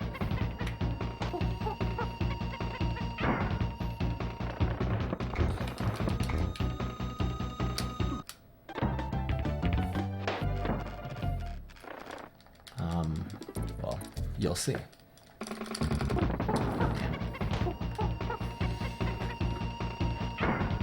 I'm gonna get it. You could try to time it. I just mash Y and hold down right.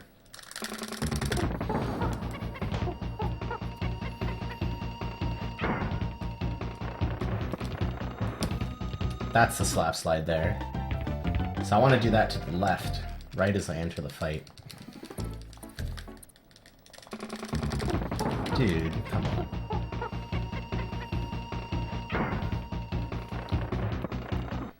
Alright, I'll make a save right before the fight.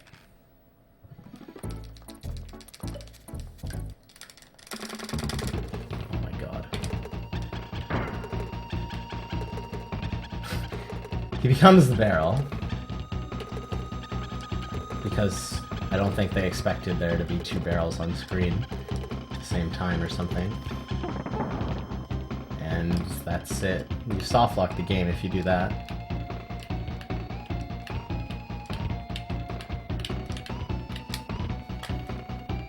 But since I have a save state, I can just leave. That's just something cool.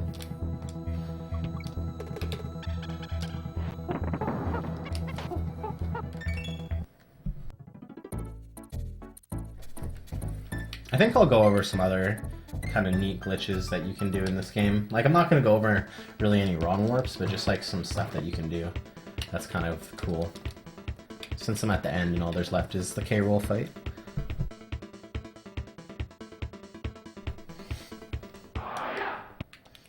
So when I say Jolly,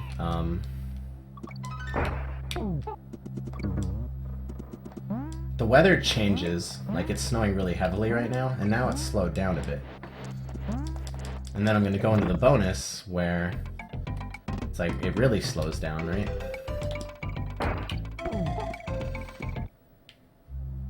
So we get this bird.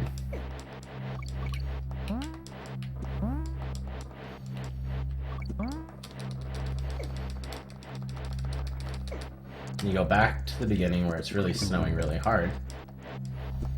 And go through the changes again, and the game doesn't like this. And the background is actually frozen. I don't know if you can see it, but it is frozen.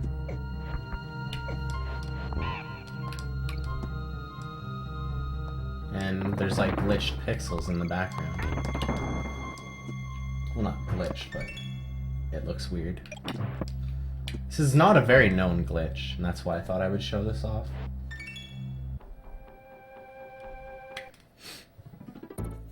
I already showed going out of bounds in Slip Slide Ride.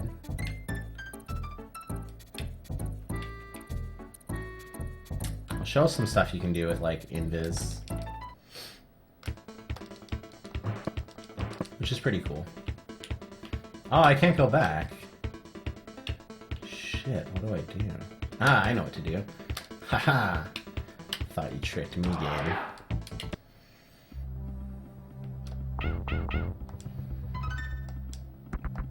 Shoutouts to good programming.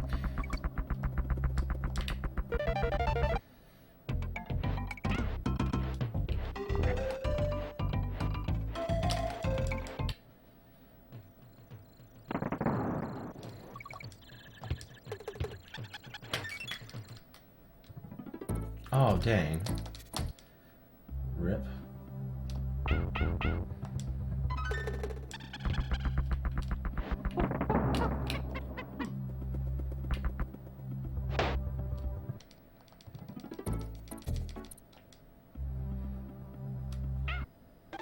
Okay.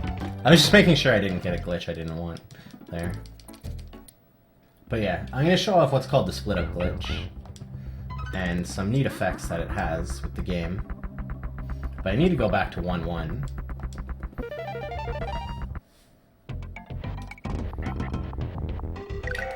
And for the life of me, I can't remember to do that.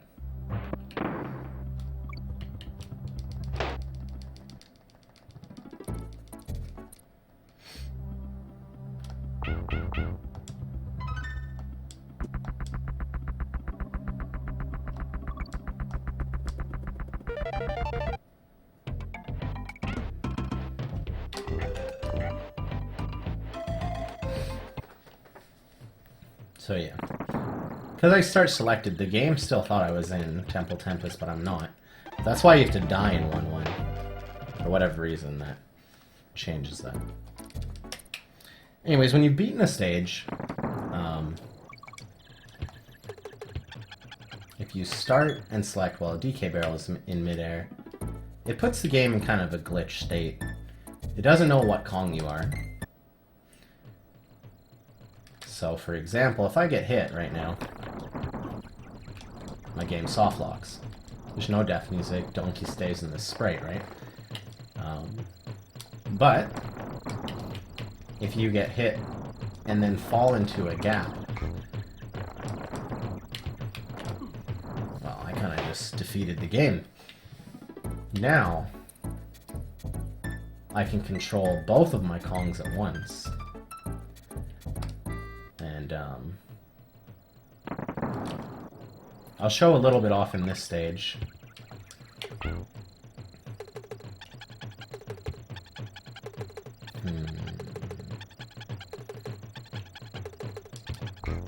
The reason why I don't want to pick up a certain DK barrel is because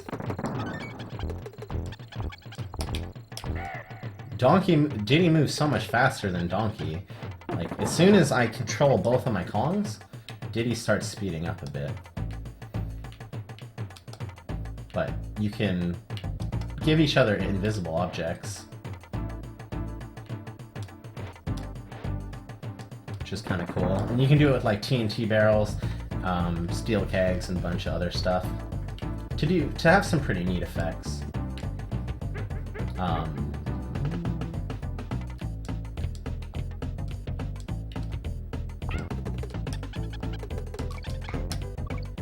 I'll show off Clone Kong. Clone Kong is pretty cool. Basically, the game never expected you to be able to pick up a steel keg with an animal buddy. But you can. For whatever reason, they didn't account for this.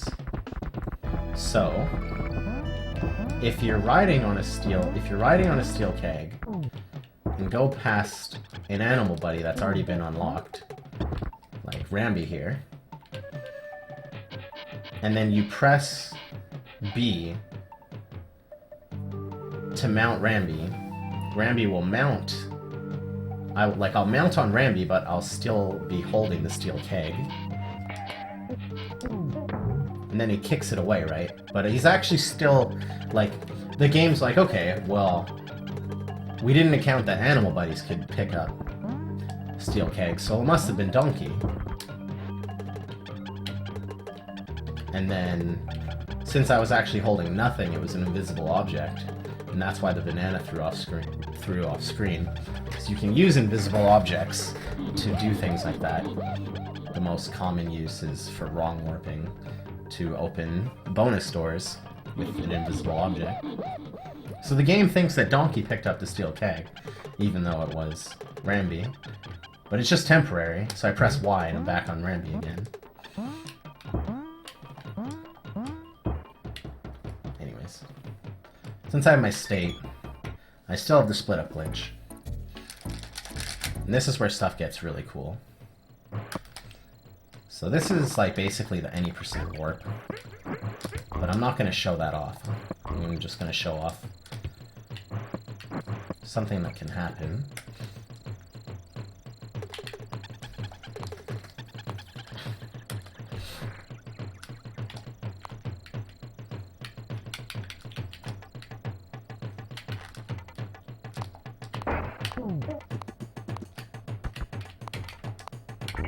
Alright, so now, same thing, except Espresso doesn't kick it away. So, turn into an invisible object. And the game, you want to avoid this, but what happens if I don't avoid it?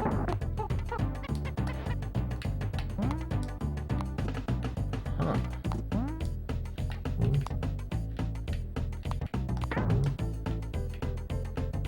This game's not liking this very much right now.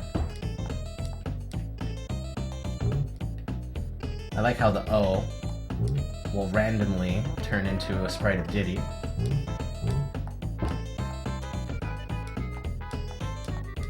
Oh, now I can't move.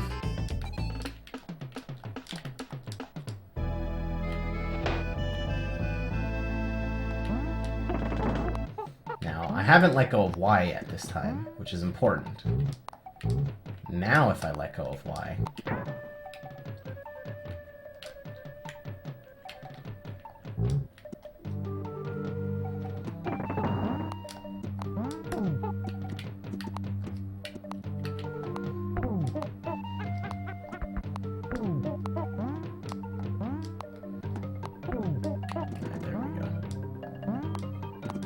Got the Espressos back.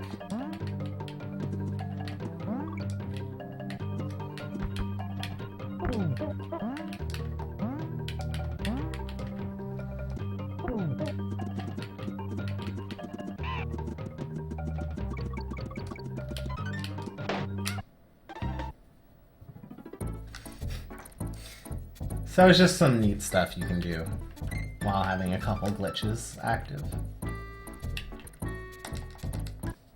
And you get some really interesting results.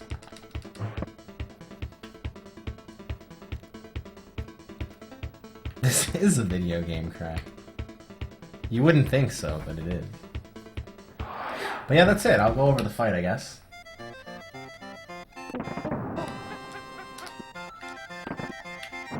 Basically, there's what's called crownless, and you want to hit him as soon as he throws the crown. There's a bunch of different setups for this, so I'm not really going to go over it in too much detail, but it is pretty important. You can lose upwards to a second over an optimal fight, but it is risky to go for like those first few frame hits. There is a pixel, 1 pixel, wow, where you can stand, I think it's like right around here or something, and you won't have to move for the cannonballs. I'm not a big fan of that, so I never learned it, but it is possible. It's like right around here.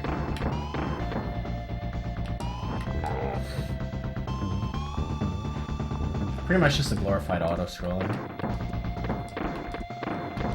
But yeah, I hope you found this tutorial helpful if you watched to the end. This will be on my YouTube and Twitch.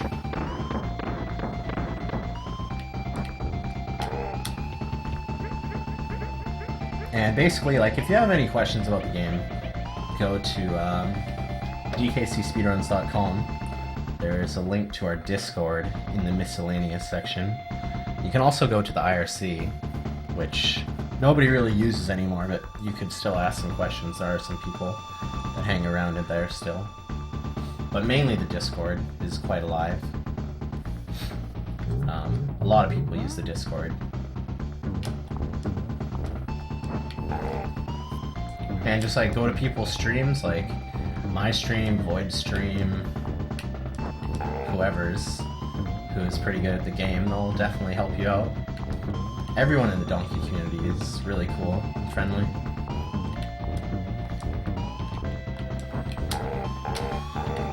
So that's it.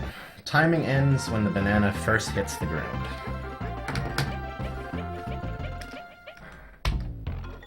Oops, I don't have anything. So I didn't get 101% because I had to like save out of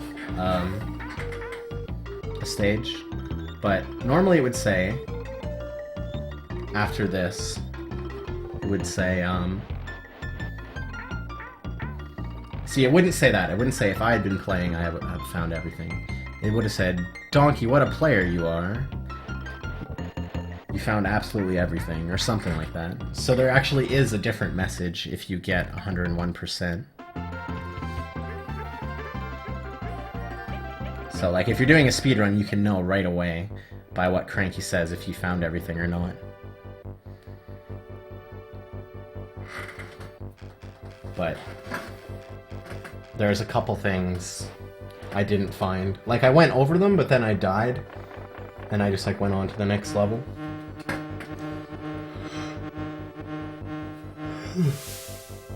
And that's it.